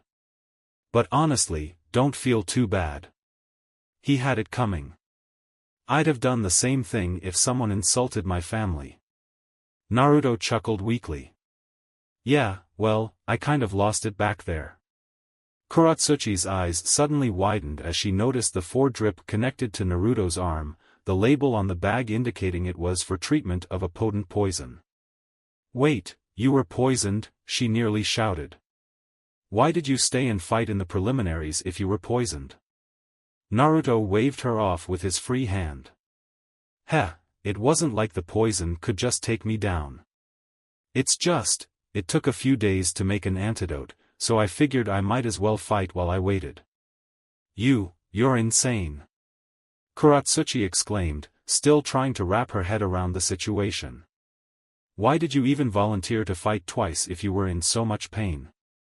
Naruto shrugged, wincing slightly as the motion tugged on his healing injuries. I can handle pain. Besides, I volunteered because I didn't want any of my friends to have to fight twice. If I could take the hit for them, then that's what I was gonna do. Katsuchi shook her head in disbelief. You're either insane or incredibly stupid, she muttered. Or maybe a little bit of both. Naruto grinned at that. I like to think it's a mix of both, too. Katsuchi couldn't help but chuckle, despite herself. She'd come to apologize, but now she found herself strangely at ease around this blonde idiot. So, you won your fights, Naruto said, changing the topic. What are you going to do now? I mean, you're gonna be stuck here in Konoha for the next month, right? Yeah, I guess I'll be training, Katsuchi replied. Why? Naruto smiled. Well, once I'm out of here, how about we go grab some ramen? I mean, you're going to get bored eventually, and I know a great place. Katsuchi's eyes widened, and she blushed slightly. Wait, are you asking me out on a date? Naruto nearly choked on his own breath. What? No. I mean, not like that. Just as friends, he stammered. I thought you might want someone to hang out with while you're stuck in Konoha. You know, so you don't get bored. Katsuchi blinked, her blush deepening as she processed what he was saying. You want to be friends with me? But I'm from IWA, she said, confused. Naruto tilted his head slightly, looking genuinely puzzled. So? What's that got to do with anything? Katsuchi stared at him for a moment, trying to gauge if he was serious. I thought people from Konoha hated IWA, because of the war and everything. Naruto shrugged again, a carefree smile on his face. Maybe some people do, but I don't. I don't hold grudges against entire villages. I mean, I don't know anything about you or IWA. I just know you're a good person, so why wouldn't I want to be friends? Katsuchi blinked again, taken aback by how simple Naruto made it sound. You're a really strange person, Naruto Uzumaki, she said with a small smile. Naruto grinned wider. I get that a lot. Katsuchi hesitated for a moment before holding out her hand. Alright, then. Let's give this friend thing a shot. But you're paying for the ramen. Naruto's grin grew even larger as he took her hand and shook it. Deal, he said enthusiastically. The two shared a rare moment of understanding, their differences in village and background fading into the background. As Katsuchi left the room, Naruto lay back down, his mind already thinking ahead to the next phase of the exams. There was a lot of training to do, and with his new allies, both old and new, he felt ready to take on whatever came next. As the window closed behind Jiraiya, the Hokage leaned back in his chair, deep in thought. He couldn't shake the weight of what he had just told his student. Naruto, for all his energy and his reckless spirit, was a boy who had been let down far too many times. Sarutobi Hiruzen had always tried to keep a protective eye on him, but even as Hokage, there were limits to what he could do. Now, with the Chunin exams reaching their critical stage and Naruto's future as a shinobi on the line, he needed someone who could guide him, who could be there in ways that he could no longer manage. Jiraiya, for all his faults, was the only one left who could truly understand Naruto's heritage and the burden he carried. It was ironic, really. The same man who had been Minato's teacher and godfather to Naruto had remained distant for all these years, preoccupied with his own missions, his own demons. But no more. Now was the time to make amends.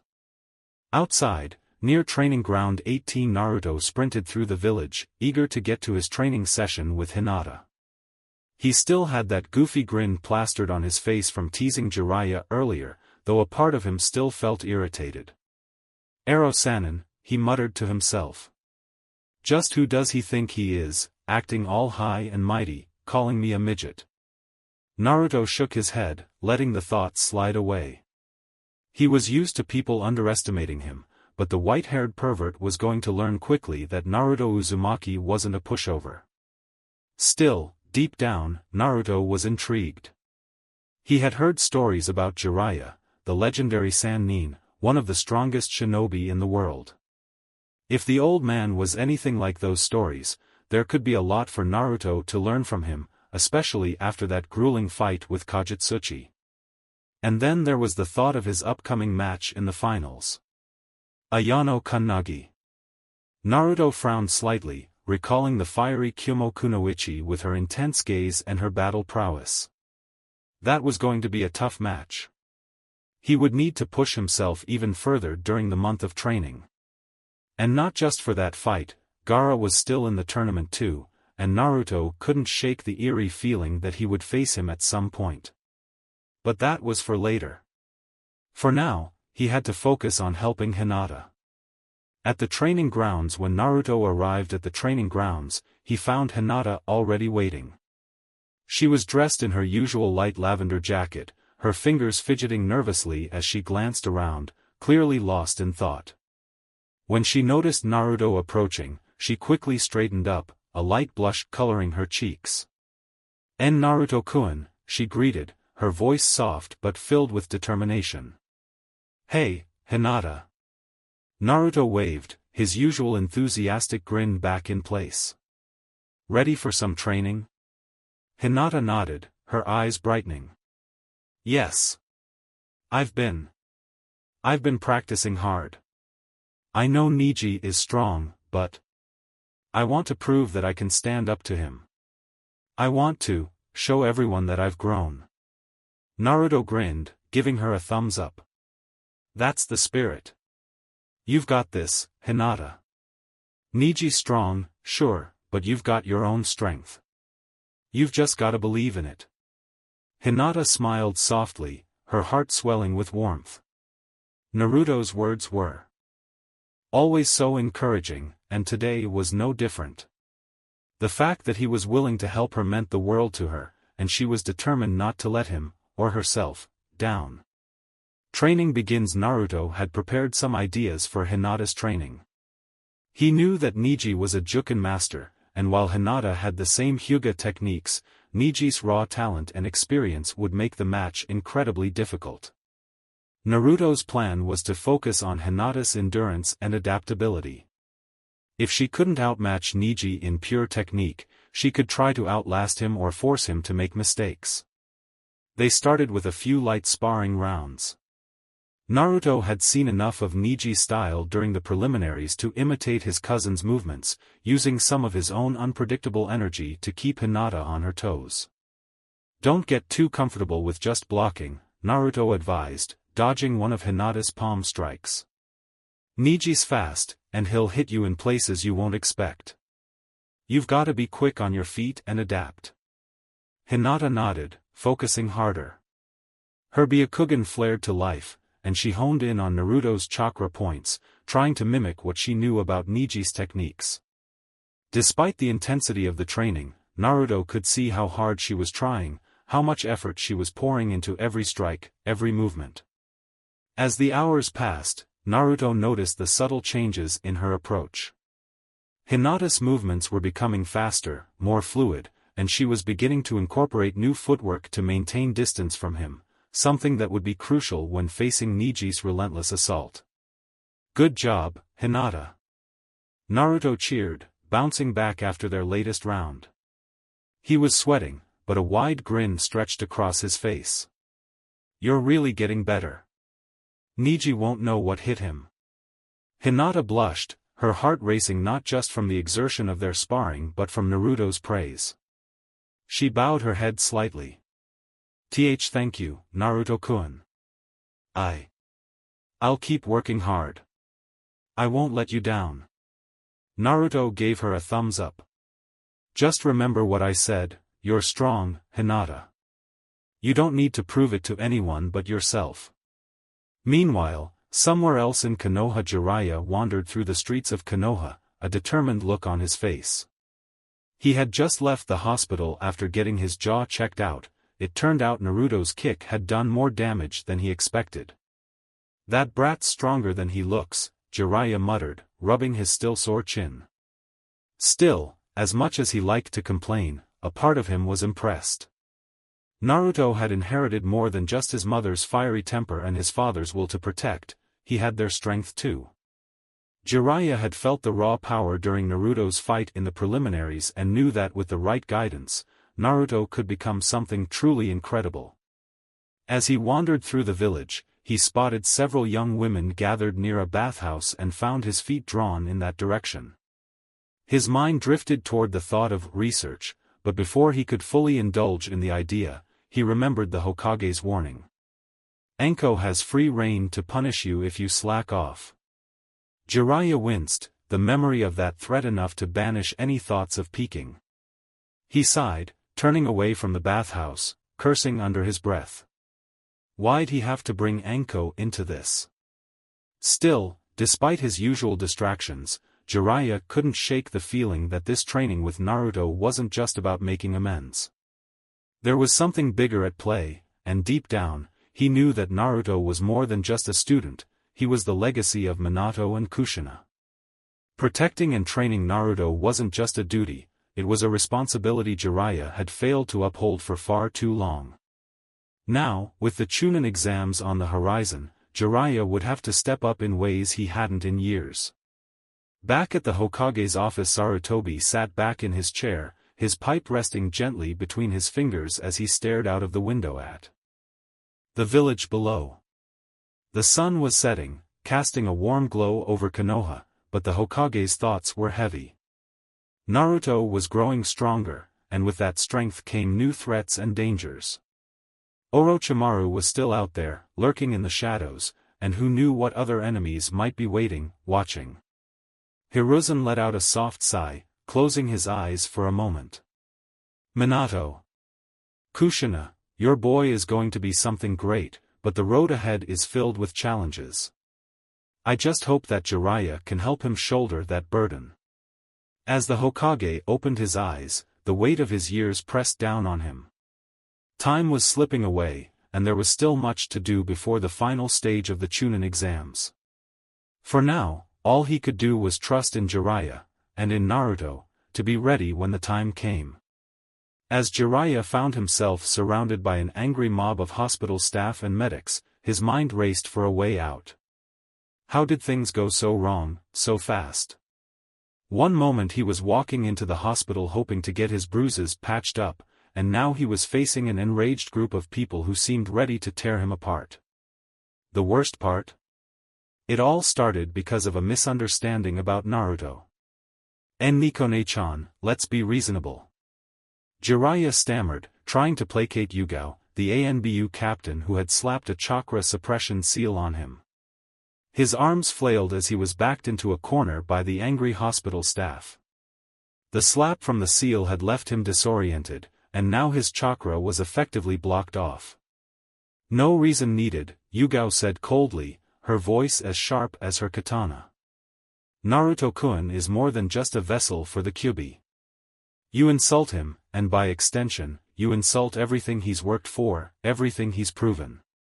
She turned to the hospital staff, who were glaring daggers at Jiraiya. This Sannin needs to be taught some respect. The hospital erupted in agreement, and Jiraiya, for all his power and reputation, found himself cornered by medics wielding stethoscopes, syringes, and scalpels like they were weapons. Oh, come on. I'm a Sannin. The legendary Jiraiya.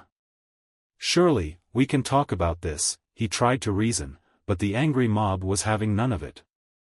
Legend or not, you're going to learn a lesson today, one of the nurses shouted as they moved in on him. A few minutes later Jiraiya's groans of pain echoed through the hospital as the mob finished with him. His face was covered in bruises, his body aching from the treatment he received. He lay in a heap on the floor, clutching his stomach. Sorry, Naruto. He mumbled weakly. Anko sat nearby, casually munching on a dango stick as she watched the scene unfold, amused by how fast things had escalated. Well, that was satisfying, she said with a grin, not making any attempt to hide her amusement. Kabuto, who had been watching the entire spectacle unfold, finished healing another patient and looked down at the battered Sannin. "You really have a way of making people angry, don't you, Jiraiya-sama?" he said, adjusting his glasses as a glimmer of amusement passed through his usually composed expression. Jiraiya groaned in response, too tired to even muster a reply. He had come in for a simple healing session, and now he was barely able to walk after the mob's lesson. A little earlier, back with Naruto walked through the village streets, hands in his pockets, still grinning from his training session with Hinata. He was genuinely impressed with how much progress she had made. As much as he liked to joke around, he took his friend's training seriously. He knew how much the upcoming match against Niji meant to her, and he was determined to help her however he could. He was about to head to his next stop when a small explosion of chakra flared in his senses, followed by a commotion coming from the hospital. Huh? Naruto stopped, his eyes narrowing as he glanced in the direction of the disturbance. Did something happen at the hospital? He was about to check it out when he shrugged it off. Probably just Ero-sanin getting into trouble. Back at the hospital, Yugao stood over the crumpled form of Jiraiya, arms crossed, still glaring down at him. "Listen, Jiraiya-sama," she said, her voice calm but firm. "If you're going to teach Naruto-kun, you'd better start showing him the respect he deserves. He's not some tool or a Jinchuriki to be dismissed. He's Uzumaki Naruto, and he's earned his place as a shinobi of Konoha." Jiraiya, still clutching his midsection, nodded weakly. I get it. He muttered. He had severely misjudged the situation, and more importantly, he had underestimated just how much Naruto meant to these people. Yugao crouched down, looking Jiraiya directly in the eye. "Naruto has worked harder than anyone to prove himself to this village. He's saved lives, he's inspired people, and he's never once relied on the Kyuubi's chakra to do it. You'd better remember that." Jiraiya sighed, feeling the weight of her words. Naruto was no longer just Minato's son. He was his own person, a person worth respecting, worth protecting. It wasn't about training the vessel of the Nine Tails.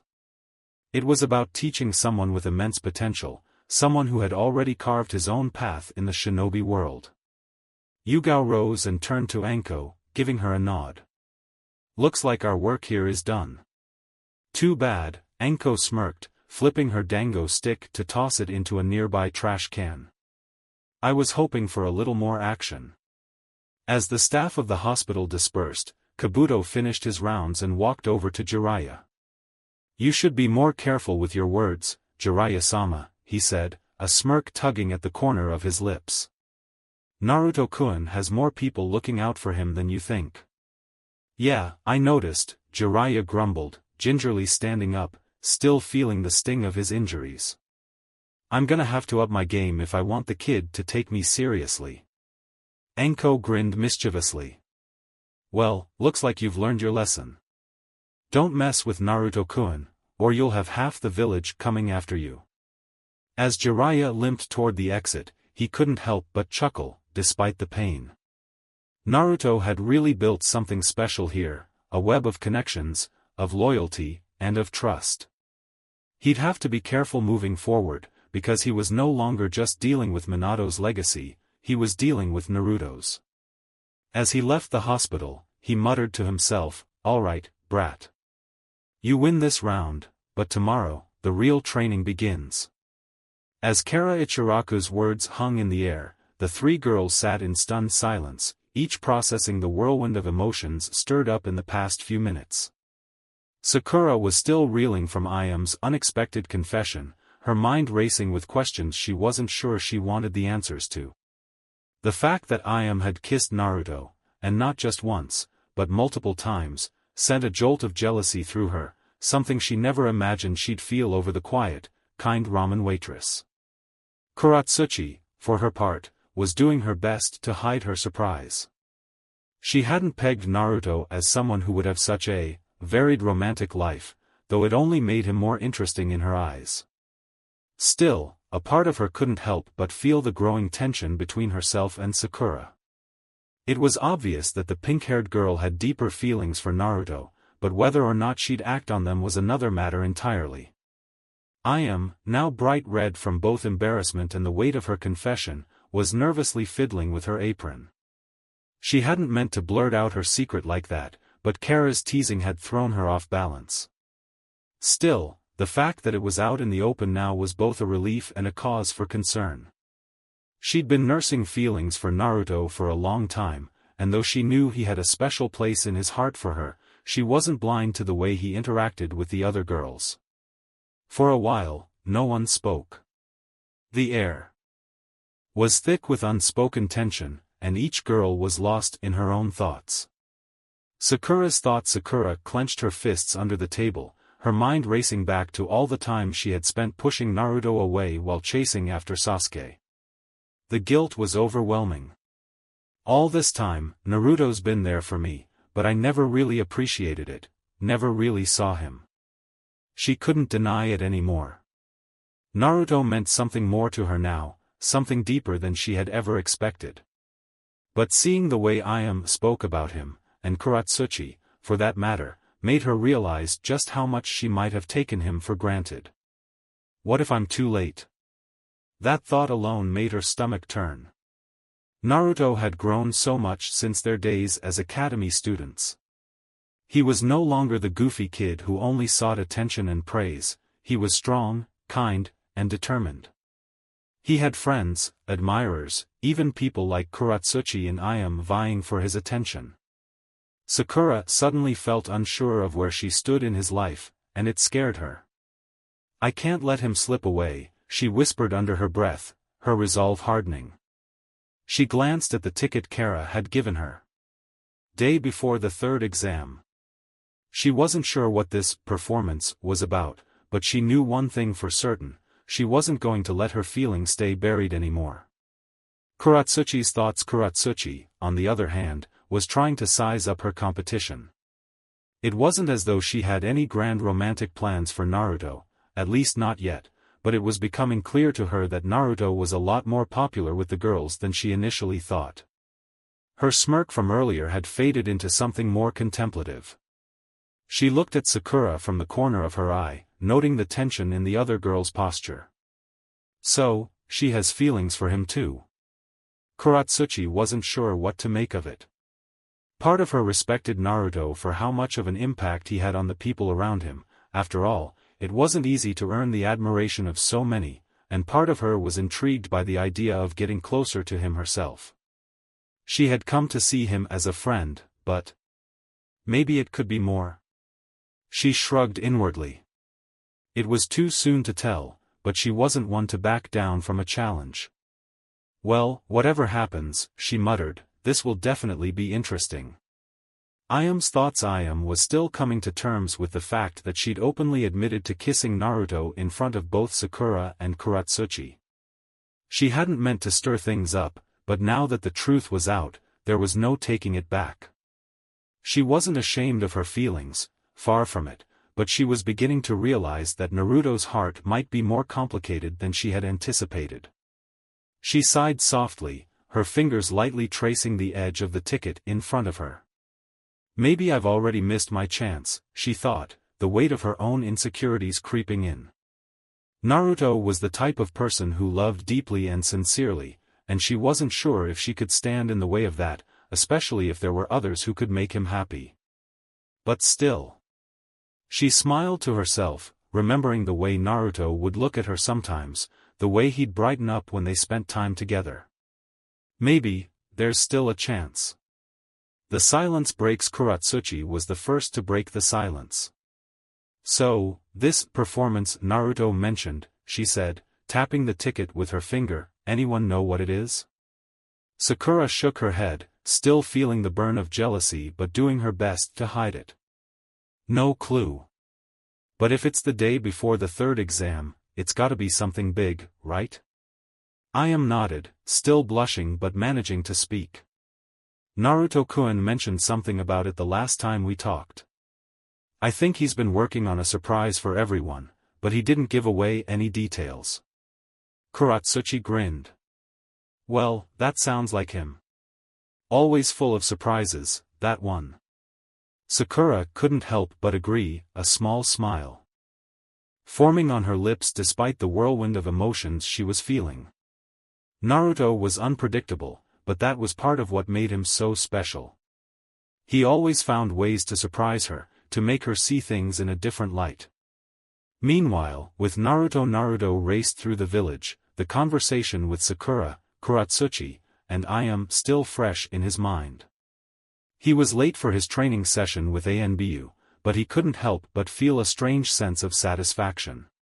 For the past couple of weeks, his life had been a whirlwind of training, socializing, and trying to balance everything. But things were starting to click into place. He had his match against Ayano coming up, which he was looking forward to, and the surprise he was planning for everyone was nearing completion.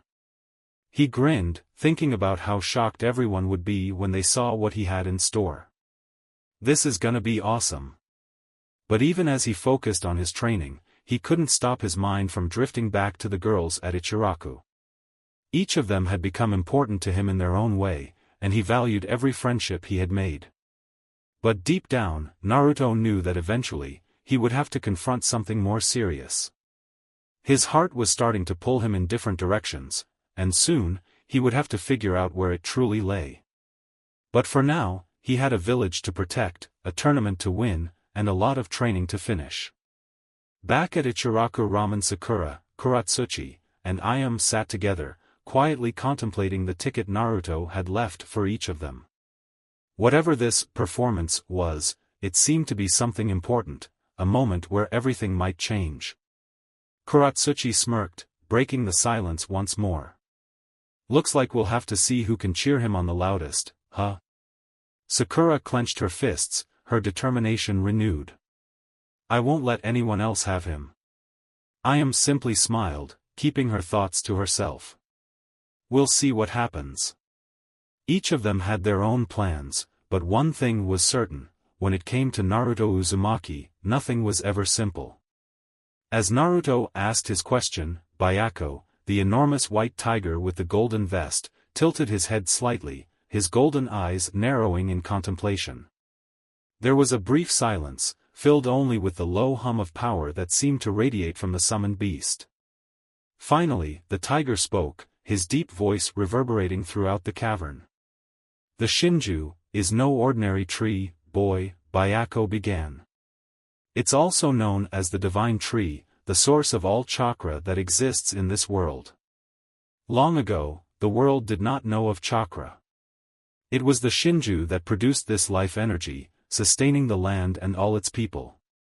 But it also held an enormous, forbidden power, a power coveted by many. Naruto listened intently, his eyes wide with curiosity, his mind racing to connect this new knowledge with the stories and legends he had learned during his time in Konoha. The Shinju, the origin of chakra? He'd never heard of such a thing before. Byakuya continued, his tone growing more solemn. The legend says that the Shinju's fruit was eaten by a woman, a celestial being named Kaguya Akatsuchi. She was the first to possess chakra, and with it, she gained unimaginable power, becoming the rabbit goddess. But power like that comes at a cost. Her actions led to chaos, and in time, the Shinju transformed into a monstrous entity known as the Ten Tails, seeking to reclaim what was stolen from it. The Akatsuchi clan, your distant ancestors, are tied to this history, and the conflicts that followed have shaped the world as you know it. Naruto frowned, processing the gravity of what Byakuya was telling him. So, Kaguya was the first one to have chakra, and this Ten-Tails monster wanted it back? But what does all that have to do with me? Or my sword? He glanced at the Inraiha, the flame sword on his back, which seemed to hum with faint energy as if resonating with the conversation. Byakuya's golden eyes gleamed with ancient wisdom. You, Naruto Uzumaki, are not just a mere human. You carry within you the bloodline of the Akatsuchi clan, descendants of Kaguya herself. Your connection to Ashura Akatsuchi, the younger son of Hagoromo Akatsuchi, the sage of six paths, is more than just a simple reincarnation. Your power, your very essence, is tied to the ancient battle between Ashura and his brother, Indra Akatsuchi, and that conflict echoes through you even now. Naruto's jaw tightened as he absorbed this information. He had heard bits and pieces about the Sage of Six Paths from Kurama before, but hearing it from Byakuya in this context felt different, more real. He could feel the weight of history pressing down on him, the same kind of burden he often felt being a Jinchuriki. But this was even deeper than that. Byakuya shifted his stance, lowering his head to look Naruto directly in the eye. Your sword, Jiraiya, was forged from the same primordial energy that gave birth to the Shinju. It is one of two divine blades, one forged of flame, and the other of ice, each carrying the potential to change the world. Wielding Jiraiya means you are tied to an ancient destiny, one that involves not only the conflict between Ashura and Indra but also the balance of power in the world itself. Naruto felt a chill run down his spine. So, there's another sword out there? Like Jiraiya? Byakuya nodded slowly. Indeed. The other sword, Soten, lies dormant, waiting for its chosen wielder, someone worthy of its icy power. When the time comes, both swords will clash, and their wielders will determine the fate of this world. For now, Jiraiya has chosen you, but you must be careful. There will be others, enemies, perhaps even allies, who will seek to control these weapons and the power they hold. Naruto clenched his fists. I won't let anyone use me or Jiraiya like that, he said firmly. I'll protect my friends, my village, and the people I care about. And if that means I have to fight against this destiny, then so be it. Byakuya regarded him with a mix of amusement and respect. Your determination is strong, Naruto Uzumaki. Ashura's spirit is alive in you. But remember, strength alone won't be enough. You must also seek wisdom, for the challenges ahead are greater than you realize. Naruto took a deep breath, trying to calm the swirling storm of thoughts in his mind. There was so much he still didn't understand, about his past, his connection to the Akatsuchi, and this strange destiny that Byakuya spoke of. But he couldn't let it overwhelm him. Right now, he had to focus on the present, on his training and the people he needed to protect. Alright, Byakuya, Naruto said, meeting the tiger's gaze. I'll take your advice to heart. I still have a lot to learn, but I'm not going to back down. Not now. Not ever. Byakuya let out a low rumble, a sound that could have been a laugh. Good. You've got the heart of a warrior, boy. You may just be able to overcome the challenges ahead. For now, though, I'll return to the summoning realm. When you need me again, just call. And remember, our clan of tigers is at your disposal. We'll fight alongside you when the time comes. With that, Byakuya vanished in a swirl of smoke, leaving Naruto alone in the cave with the massive summoning scroll still spread out before him. As Naruto rolled up the scroll, his mind was buzzing with everything Byakuya had said. Ashura. Akatsuchi, the Shinju, two swords meant to clash. It was a lot to take in. But Naruto had never been one to shy away from a challenge, especially not when it involved protecting the people he cared about. His thoughts were interrupted by the sound of footsteps behind him. Turning around, he saw Jiraiya standing at the cave entrance, a look of mild curiosity on his face. Looks like you've had quite the conversation in here, Jiraiya said, glancing at the massive scroll and the lingering traces of chakra in the air. What did you summon? Naruto grinned, despite the weight of the new information. Just a massive tiger named Byakuya. He's from a clan that'll be helping me from now on. Jiraiya raised an eyebrow. A tiger, huh? Well, looks like you've got more allies than just the toads. But don't get too cocky.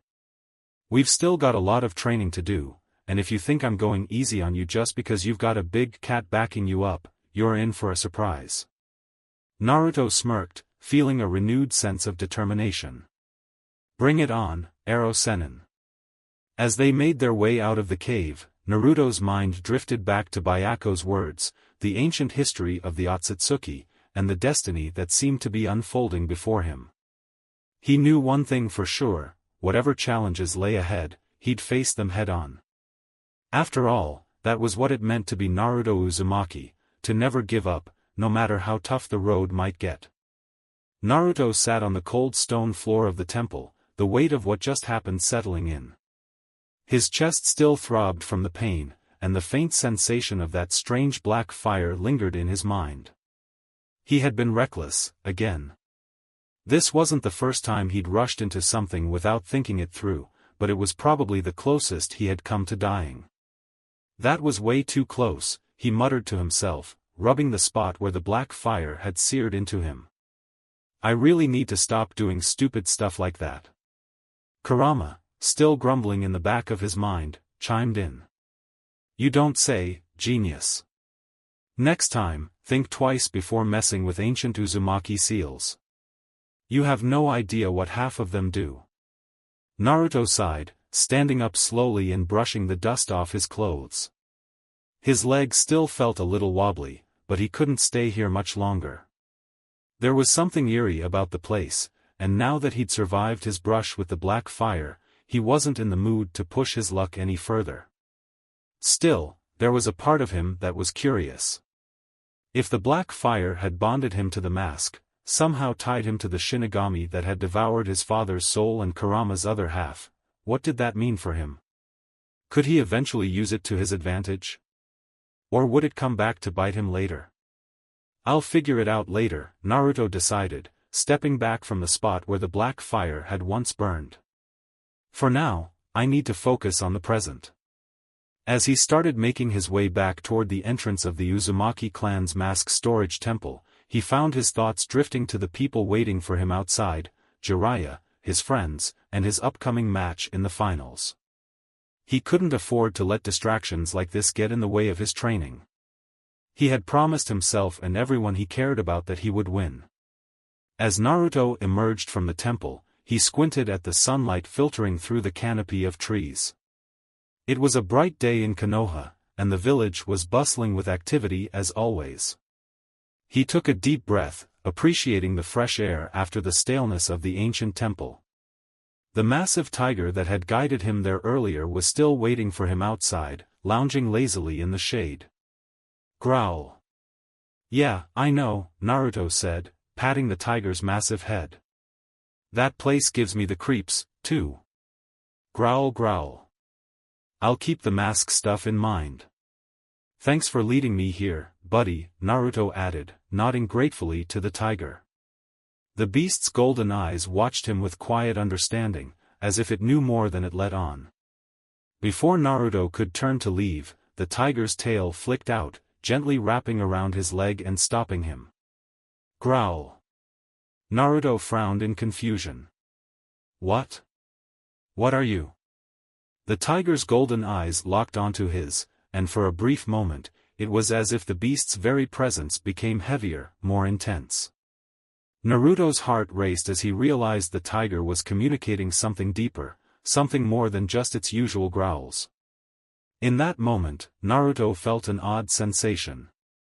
In his chest, the faintest echo of the black fire he had absorbed earlier. It pulsed for just a second, making his vision blur. And then it was gone. The tiger released him, standing up to its full height.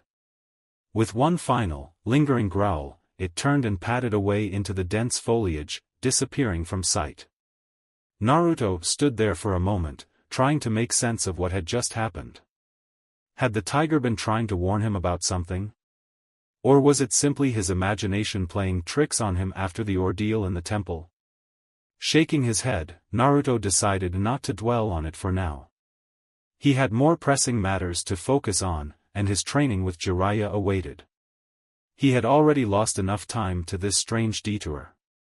Later that day, Naruto arrived at Training Ground 18, where Jiraiya was already waiting for him, sitting cross-legged on the ground with his usual lazy grin plastered across his face. "You're late," Jiraiya said, though there was no real irritation in his voice. "What, did you get lost on your way here or something?" Naruto shot him a half-hearted glare. No, I was busy with something else. You wouldn't believe the day I've had. Well, whatever it was, I hope you didn't strain yourself too much. We've got some serious training to do today, Jiraiya said, standing up and dusting himself off. How's that lightning chakra control coming along? Naruto grinned, despite the lingering tiredness in his limbs. I've got the basics down. Ready to move on to something more advanced. Jiraiya raised an eyebrow. Oh, is that so? You're getting cocky, kid. But fine, let's see what you've got. For the next few hours, Jiraiya put Naruto through a grueling series of chakra control exercises, focusing on fine-tuning his lightning affinity. Despite the exhaustion from his earlier adventure in the temple, Naruto pushed himself harder than ever, determined to make up for the lost time. As the sun began to set, casting long shadows across the training ground, Naruto collapsed onto the grass, panting heavily. Sweat dripped from his forehead, and his muscles ached from the intense workout. Jiraiya, barely winded, sat down next to him with a smirk. Not bad, kid. You've made a lot of progress, but don't think for a second that you're done. Naruto grunted, too tired to respond. His thoughts drifted once again to the temple, to the black fire, and to the strange bond he had formed with the mask. He wondered if Jiraiya knew anything about the Shinigami, but decided not to bring it up just yet. There was still so much he needed to understand about his own powers, and he didn't want to overwhelm himself with too much information all at once. Hey, Ero Sennin, Naruto said after a moment of silence. What is it now, brat? Jiraiya replied, glancing at him. Naruto hesitated for a second before speaking. Do you know anything about the Uzumaki masks? The ones with the black fire? Jiraiya's expression shifted slightly, his playful demeanor fading into something more serious. He didn't say anything at first, but the look in his eyes told Naruto that the Sannin knew exactly what he was talking about. I know a little, Jiraiya finally said, his voice low. But not enough to give you the full picture. Those masks are dangerous, Naruto. The Uzumaki clan was known for their sealing techniques, but some of their more extreme practices were lost when the village was destroyed. It's best not to mess with them unless you know exactly what you're doing. Naruto nodded slowly, his suspicions confirmed. Yeah. I figured as much. Jiraiya studied him for a moment before standing up and stretching. Come on, that's enough deep talk for now. We'll get back to training tomorrow. Get some rest, kid. You're gonna need it. Naruto pushed himself up, still feeling the weight of the day's events. As he headed back toward the village, he couldn't shake the feeling that the black fire, the mask, and the destiny tied to his sword were only the beginning of something much larger than he had ever imagined. But for now, all he could do was keep moving forward, one step at a time. Naruto held on to the hug for a moment, letting the warmth and reassurance of the old man calm his turbulent thoughts. Hiruzen Sarutobi had always been there for him, from the days when he was shunned by the village to now, when he was finally starting to make a name for himself, not just as the container of the Kyuubi, but as Naruto Uzumaki. And in these moments, despite all his power and progress, he was reminded of something he often forgot, the importance of being alive, of being there for the people who mattered. After a minute or two, Naruto finally pulled away, rubbing his eyes with the back of his hand, slightly embarrassed by his own emotion. Thanks, Gigi. You don't have to thank me, Naruto-kun, Hiruzen said softly. Just promise me that you'll think before doing something reckless.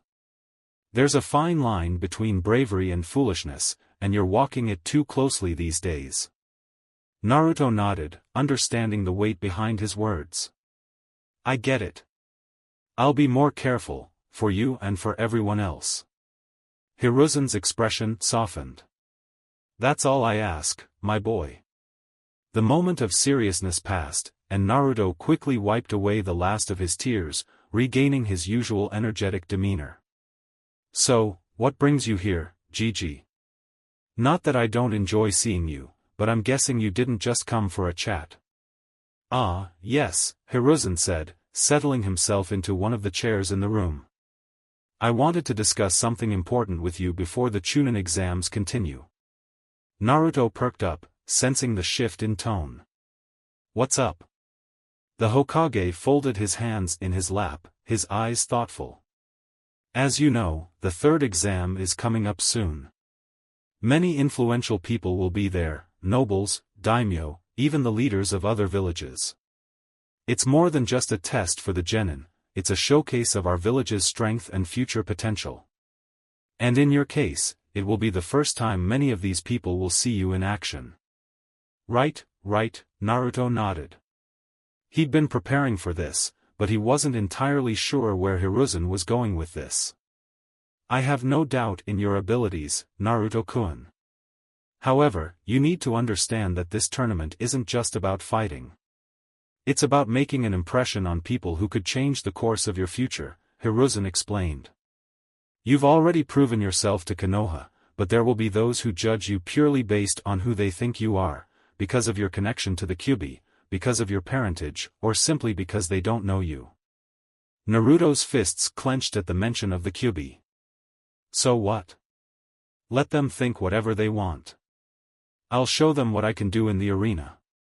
Yes, Hiruzen said, nodding in agreement. But you must also be mindful of the political implications. Your actions, both in battle and outside of it, can shift alliances, create opportunities, or even stir up old rivalries. You're not just representing yourself, you are representing the Uzumaki clan, your friends, and Konoha. Naruto's eyes widened as he realized the gravity of what the Hokage was saying. It wasn't just a fight, it was a stage. A stage where every move, every word, could shape how others viewed him and the village. The weight of responsibility settled on his shoulders, but instead of fear, he felt determination. I get it, Gigi, Naruto said after a pause. I'll be careful. But that doesn't mean I'm holding back. I'm going to give it everything I've got, Dadabayo. Hiruzen chuckled softly. I would expect nothing less, Naruto-kun.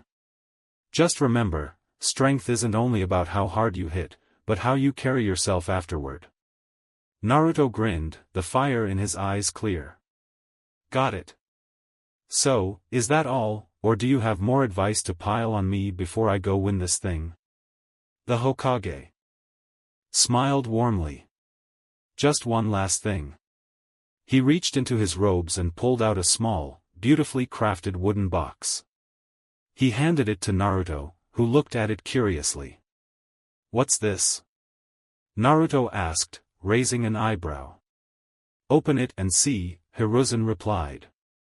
Naruto carefully lifted the lid of the box, revealing a necklace with a large green stone set in the middle.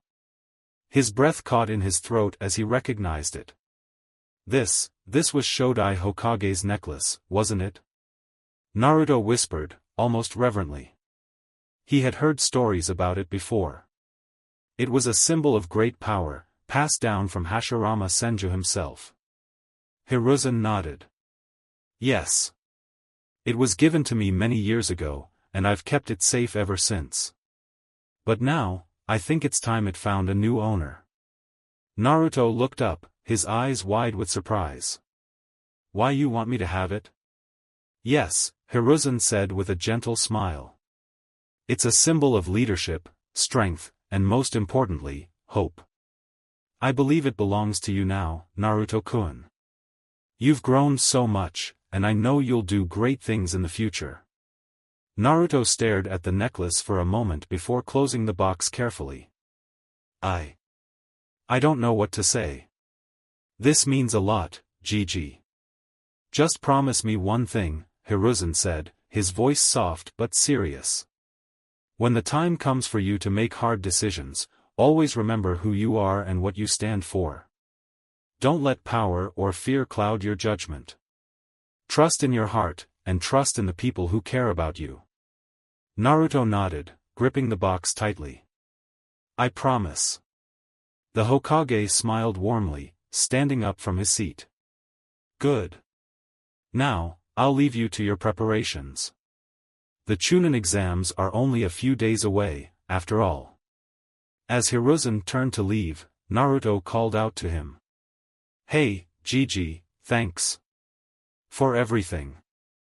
Hiruzen paused by the door, looking back at the blonde with a fond smile. You're welcome, Naruto-kun. I believe in you. Never forget that. With that, the Hokage left, leaving Naruto alone in his room, holding the box with Shodai Hokage's necklace. He stared at it for a long moment, the weight of it, and what it represented, settling in his mind. I've got this, he whispered to himself, clutching the box tighter. I'll make everyone proud. Databeo. As Naruto disappeared from sight, Hinata stood frozen in place for a moment, the overwhelming feelings swirling inside her chest. He called me Hinata-chan. He thinks I'm beautiful. Her heart was racing, her cheeks still a burning red as she replayed the conversation in her head. The painful confession, Naruto's response, the way he'd spoken to her, it had all left her dazed, but in the best possible way. She had put herself out there, finally, and though things weren't exactly what she'd dreamed of, they were far from bad. He didn't reject her. In fact, he'd given her hope. And then there was that moment, when Naruto had touched his forehead to hers, and Hinata had instinctively kissed him. I kissed Naruto-kun, she thought, her heart practically pounding out of her chest. She could still feel the lingering warmth of his touch, the softness of his lips in that brief moment. It wasn't a full-blown romantic confession, but it was more than she ever imagined she'd muster the courage to do. She knew now that her feelings weren't in vain. He loved Sakura. The thought stung a bit, but she had known that for a long time. Yet, despite that, he cared deeply for her too, even if it wasn't quite the same. And most importantly, she now understood why he kept his distance, why he was so determined not to get too close to anyone, even the girl he loved. Naruto wanted to protect them, all of them, even if it meant putting his own feelings aside. Are you ready to leave, Hinata-sama? Ko asked, his voice breaking through her thoughts. Why yes, she stammered, blinking away her daydreams. She gave Ko a small smile and followed him as they made their way toward the Hyuga compound. Her mind, however, remained on Naruto, as always. Naruto, meanwhile, continued running through the village streets, his thoughts swirling just as much as Hinata's. He couldn't help but feel a little shaken after the encounter. Hinata's confession had caught him off guard, and for a moment, he felt guilty. Guilty that he hadn't realized the depth of her feelings for him sooner. Guilty that he might have hurt her, even if unintentionally. But at the same time, it also made him realize how much people cared about him. She really likes me. No, she said she loved me. It was strange. Naruto had always been used to being alone, to being hated or ignored. But here was this girl, who had admired him since they were children, who had watched him, cheered for him, and loved him quietly from the sidelines for years. It was hard to wrap his head around. But as much as he wanted to protect her and all of his friends, he also knew there were things he had to face alone. There were enemies out there, powerful ones, that he had to defeat. Not just for Konoha, not just for his friends, but for the world, for peace. I can't let anyone get hurt because of me, he thought, his resolve hardening. Not Hinata, not Sakura-chan, not anyone. Yet, a small voice in the back of his mind whispered, but one day, Naruto, you might not have a choice. Later that evening, at the Hyuga compound, Hinata sat quietly at the dinner table with her father, Hayashi, and her younger sister, Hanabi. She wasn't paying much attention to the conversation, lost in her thoughts about Naruto. Every so often, she'd smile to herself, thinking about how Naruto had called her Hinata-chan. Hinata, Hayashi's voice broke through her daze, his stern eyes narrowing slightly. You're distracted. Ah. I'm sorry, father, Hinata stammered, sitting up straighter in her seat. Hayashi studied his daughter for a moment, his sharp gaze reading her emotions easily. You've been training well these past few weeks, he said finally. But your mind is elsewhere. Are you prepared for the upcoming exams? Yes, father, Hinata said, her voice soft but firm. I've been training hard. Naruto-kun has been helping me. Hayashi's eyebrow arched slightly at the mention of Naruto. Though he didn't outwardly show it, Hayashi had come to respect Naruto over time. The boy was a force of nature, a true shinobi, and it didn't escape Hayashi's notice that Hinata's confidence had grown immensely since she'd begun spending time with him. Hayashi said, taking a sip of his tea. It's good that you're training with someone of his caliber. But remember, your battle is with Niji, and this fight may determine more than just your place in the exams. It is a fight for your future within the Hyuga clan. Hinata nodded, feeling a knot of anxiety tighten in her stomach at the mention of Niji. She knew her father was right. This wasn't just any fight, it was personal, and she had to prove to Niji, to her clan, and to herself that she was strong enough to lead. But now, thanks to Naruto, she felt more prepared than ever. I understand, father, Hinata said quietly, her resolve firming as she looked down at her plate. She would prove herself, not only as a Hyuga but also as a kunoichi. Hayashi gave a slight nod of approval, his eyes lingering on his daughter for a moment longer before turning back to his meal. Hanabi, who had been quietly watching the exchange, leaned over to Hinata and whispered, Naruto-kun's been helping you, huh? Hinata blushed and nodded, her mind briefly flashing back to the events of that afternoon. Yes. Hanabi smirked knowingly. Well, it seems like it's working. You're getting stronger. Hinata smiled softly, her heart feeling lighter than it had in a long time. Yes, she thought. With Naruto-kun's support, I will show everyone just how strong I can be. Back at Naruto's house, he collapsed onto his bed, utterly exhausted. His training with Jiraiya had been intense, and after spending time helping Hinata earlier, he was ready to knock out for the night.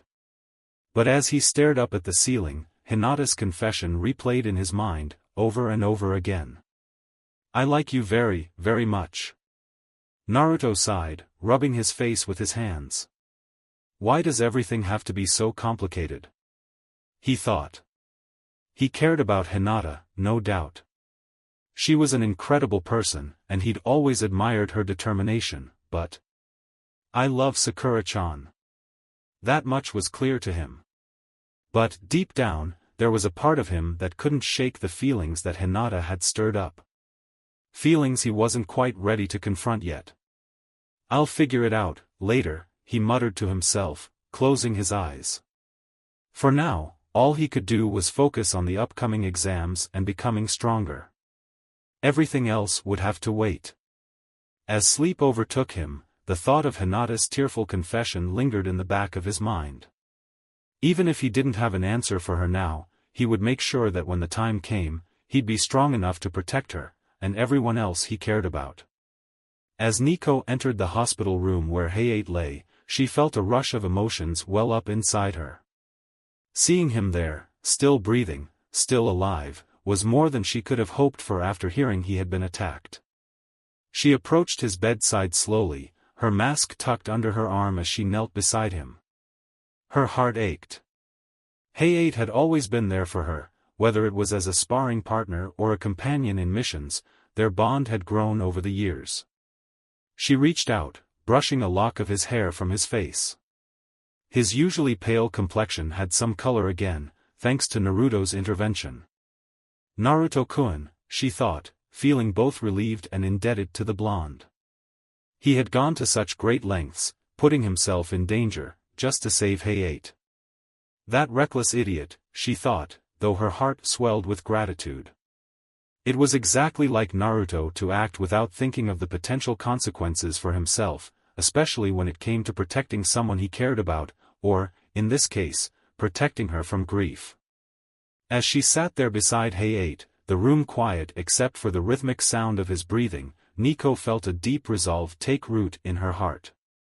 She would make sure to thank Naruto properly once he woke up. But for now, her place was here, watching over Hayate as he healed.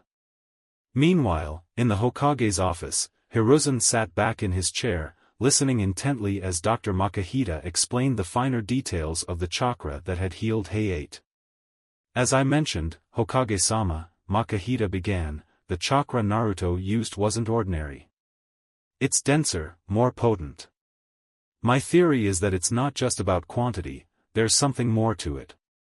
The nature of it feels ancient. It's similar to what we see with the Uzumaki clan's natural healing abilities, but magnified. Hiruzen stroked his beard thoughtfully. Could it be? The professor had his suspicions about the nature of Naruto's chakra, especially given the boy's connection to both the Uzumaki and the Kyuubi. But this was different. Naruto was tapping into something else, something that even Kurama couldn't fully explain. I see, Hiruzen said after a moment. Do you believe this ability could be developed further? Not just for Naruto, but for others as well? Makahita shook his head. I'm afraid not, Hokage-sama. The strain of this technique on a normal person's chakra system would be too great. Even a skilled medical ninja with large chakra reserves would struggle. Frankly, the fact that Naruto survived using it at all is a testament to his immense chakra reserves and something else. Hiruzen nodded, deep in thought. Naruto's potential keeps growing. Not only has he learned powerful ninjutsu and honed his elemental abilities, but now he's tapping into the medical arts. The boy is full of surprises.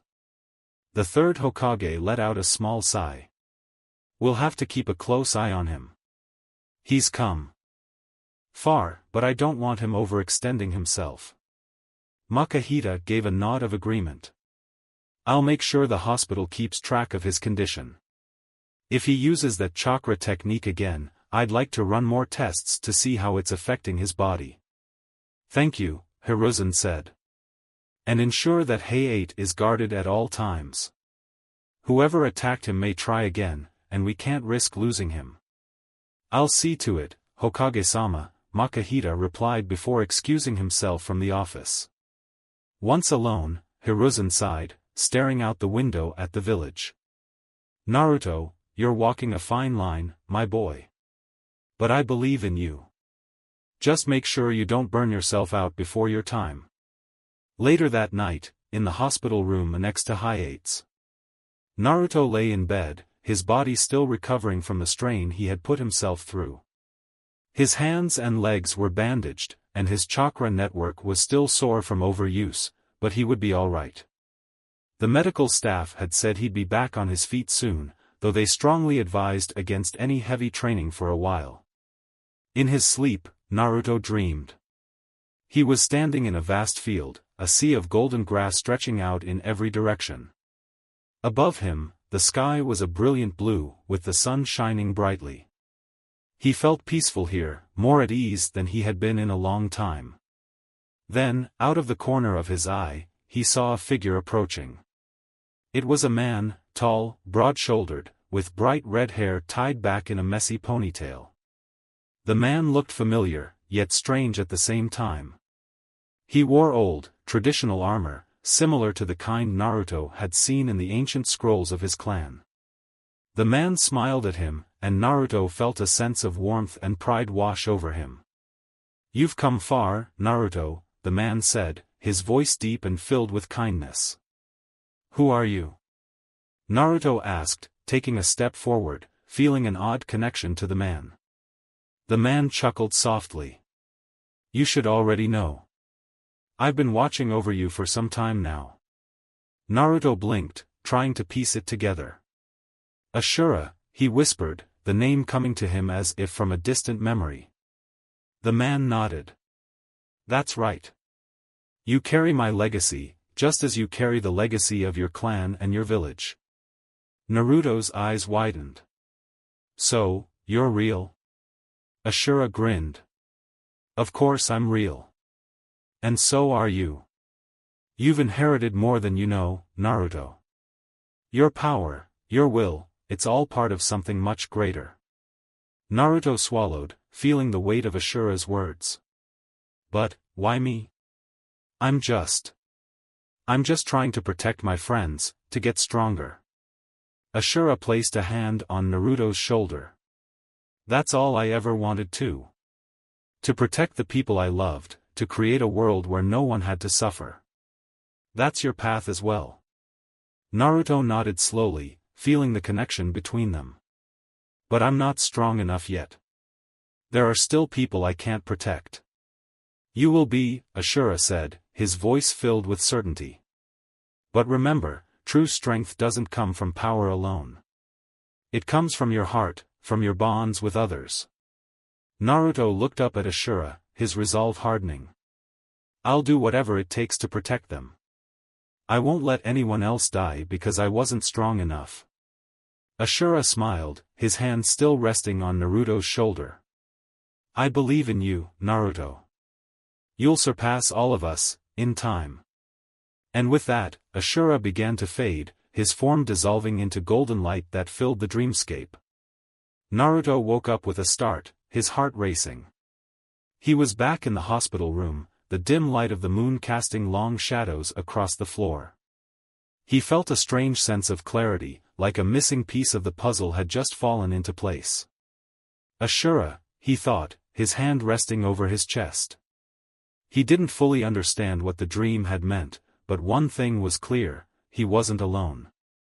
His ancestors, his clan, his friends, they were all with him, guiding him on his journey. And with that thought, Naruto drifted back into sleep, his resolve stronger than ever. He would protect them all. No matter what. The evening sky was draped in hues of deep orange and purple, the sun dipping below the horizon as Sakura and Ino hurried through the streets of Konoha. Sakura's patience was wearing thin as she glanced over at her friend, who was still adjusting her outfit. Hurry up, Inobuta. We're going to be late, she yelled, her voice tinged with exasperation. Sakura was already dressed in a simple red and black dress, a small leather jacket draped over her shoulders. Her green eyes were sharp, focused, as if every passing second was a personal affront. I'm coming, geez. Ino called back, descending the stairs of her family's compound. She, too, was clad in black, her dress sleek and understated, matching her jacket. What's got your panties in a twist? Sakura shot her a glare, her impatience bubbling to the surface. We're going to be late for Naruto's performance, that's what.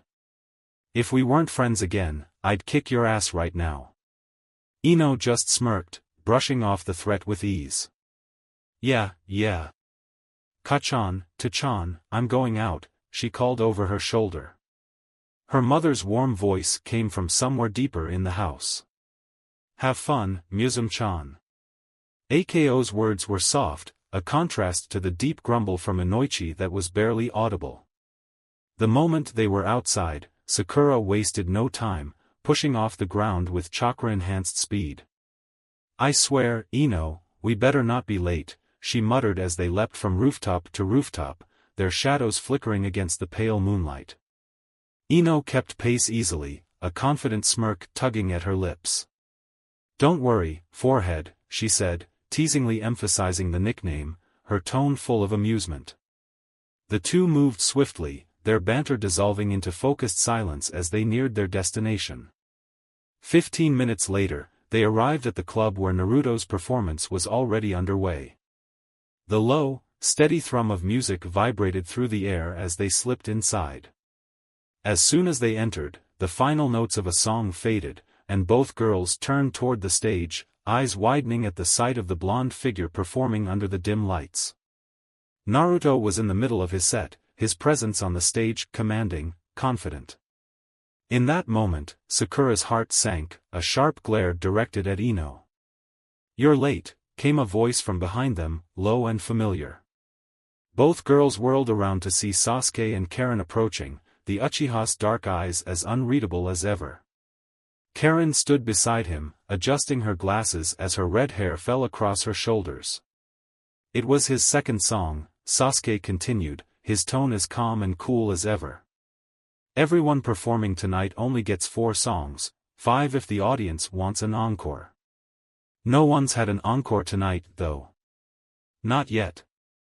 Oops, Ino muttered, trying to deflect the tension, though it did nothing to soften the way Sakura was now glaring daggers at her. Sakura sighed after a beat, shaking her head. Her frustration melted away into something more curious as she looked between Sasuke and Karen, her brow arching with amusement. Are you two on a date? Her question landed with a splash, and the result was something neither she nor Ino expected. A faint blush crept onto Sasuke's usually stoic face. It was so subtle that if she hadn't been watching him closely, Sakura might have missed it. Ino's jaw nearly dropped in disbelief. Sasuke Uchiha, of all people, was blushing. Sasuke looked away, clearing his throat. No. We came here with the dobe. Karen, however, was less composed, pushing up her glasses with a smirk. Yeah, who knew Nisama was so awesome on stage, she added, her eyes flicking to the stage where Naruto was preparing for his next song. Sakura's attention returned to the stage, her curiosity about Sasuke's reaction pushed aside as she focused on Naruto. A hush fell over the crowd as the lights dimmed again, and the air was thick with anticipation. Insert song My Darkest Days, Still Worth Fighting for the music pulsed through the room as Naruto's final song filled the air. His voice, raw and powerful, echoed in every corner of the club, drawing the crowd into his performance like a magnet.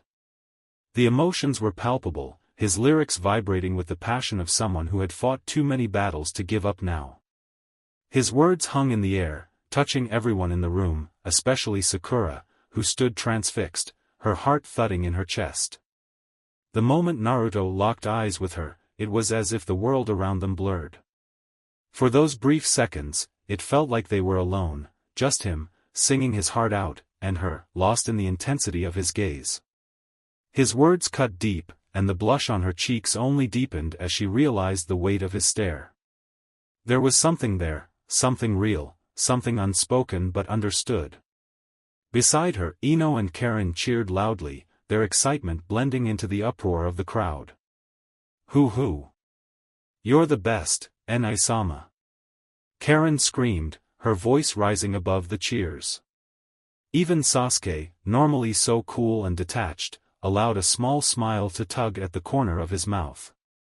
Yeah, he's got this in the bag now, Sasuke said quietly, his voice almost drowned out by the applause. Sakura blinked, tearing her eyes away from Naruto as the reality of the moment sank in. What are you talking about? She asked, still dazed from the song and the way Naruto had looked at her. The contest, of course, Sasuke replied, his voice calm but edged with amusement. Wait, you don't know? He raised an eyebrow, his surprise almost visible. There's a contest, and the winner gets Fujin, the Sword of Wind. It's one of the legendary elemental swords. Ino, who had been recovering from the excitement of the song, gaped at Sasuke in disbelief. A sword as a reward in a singing contest? Sasuke just shrugged, unbothered by the absurdity of it. It's a shinobi club. Not that shocking. Before either girl could respond, Naruto launched into his final encore. The beat shifted into something more rebellious, more determined, Satellite by Rise Against. His voice rang out, capturing the restless energy of the crowd, and once again, his eyes found Sakura in the sea of faces. The lyrics took on a new meaning, resonating with the story of Konoha, their shared dreams, and the fight for something greater. As Naruto sang, pouring his soul into each word, there was a raw, almost desperate intensity in the way he kept glancing at Sakura. The lyrics about running away, starting over, and never backing down seemed directed straight at her, as if he were offering her something more than just a song. In those moments, Sakura felt her heart pound, her thoughts swirling as she wondered what was truly behind Naruto's gaze. Was it just the heat of the performance? Or was it something more, a silent confession woven into the music? The crowd erupted into thunderous applause when the song ended, their calls for an encore finally answered. Naruto, beaming, wiped the sweat from his brow and laughed into the microphone. Okay, one more song, he said, his voice light but filled with pride. But remember, I've got a tournament to win tomorrow. Don't forget to cheer me on at the Chunin exams, alright? His eyes found Sakura again, his smirk playful, and the blush that had barely subsided from her cheeks returned in full force. This one. I hope you'll like. The moment felt charged, electric, and for a second, it seemed like Naruto was singing directly to her, and only her. When the final chords of the song faded into silence, the club erupted with cheers, the audience clearly satisfied with the encore. The event's organizer stepped onto the stage, grinning widely. Ladies and gentlemen, we've got ourselves an unquestionable winner. Congratulations to Uzumaki Naruto for a flawless victory. Best of luck in tomorrow's exams. The applause was deafening, and Karen's voice rose above the noise. Hoo-hoo. You're awesome, Enai-sama, she yelled, almost bouncing with excitement. Ino joined in, her voice high with enthusiasm. You were great, Naruto. But even as the celebration continued around them, Sasuke leaned closer to Sakura, his voice cutting through the noise like a whisper. You know he would do that for you, right? Sakura, still dazed, blinked at him. What are you talking about? Sasuke's eyes were steady, his tone matter-of-fact as he continued, escape, I mean. You heard the song. Her blush deepened. What about his dream of becoming Hokage, she stammered, trying to push away the implications of Sasuke's words. He shook his head, a small, almost exasperated sigh escaping him. After all this time, you still don't understand, do you? His dark eyes locked onto hers, filled with an insight that made her pause. Becoming Hokage is his dream, sure. But it's not his most important dream. Sakura frowned, confusion washing over her. What do you mean? Sasuke glanced back at Naruto, who was still basking in the cheers of the crowd. We've talked a lot, during training and over the past month, Sasuke explained, his voice low, but full of meaning. That's why I know, being Hokage might be his first dream, but it's not his most important. Sakura's heart skipped a beat. Then, what is? Sasuke turned back to her, his gaze intense. You, he said simply, his voice soft but clear. Somewhere along the way, he fell in love with you. His biggest dream, the one that matters most, is being with you. Sakura's eyes widened, her blush returning with a vengeance. The words hit her like a tidal wave, crashing over her in a swirl of emotions she wasn't ready to confront. She opened her mouth to speak, but no words came out. Before she could gather her thoughts, Sasuke's voice interrupted again, this time quieter, more serious. You should hurry up though. I heard Hinata already confessed to him. His words hung in the air, heavy with the weight of revelation. And she wasn't rejected. Sakura's world seemed to tilt for a moment, the ground beneath her feet shifting as the truth hit her. She looked at Naruto, his bright smile lighting up the stage, and suddenly, everything felt different. Bottom of form. Thanks for watching. If you enjoyed this video, smash that like button and subscribe for more content. Support the original author by clicking their profile link in the pinned comment of the first video of this series. They deserve the love. Want early access and exclusive content? Join my Patreon community, link below. Your support fuels these videos. Drop a comment with your thoughts, and I'll catch you in the next video. Stay entertained, stay safe.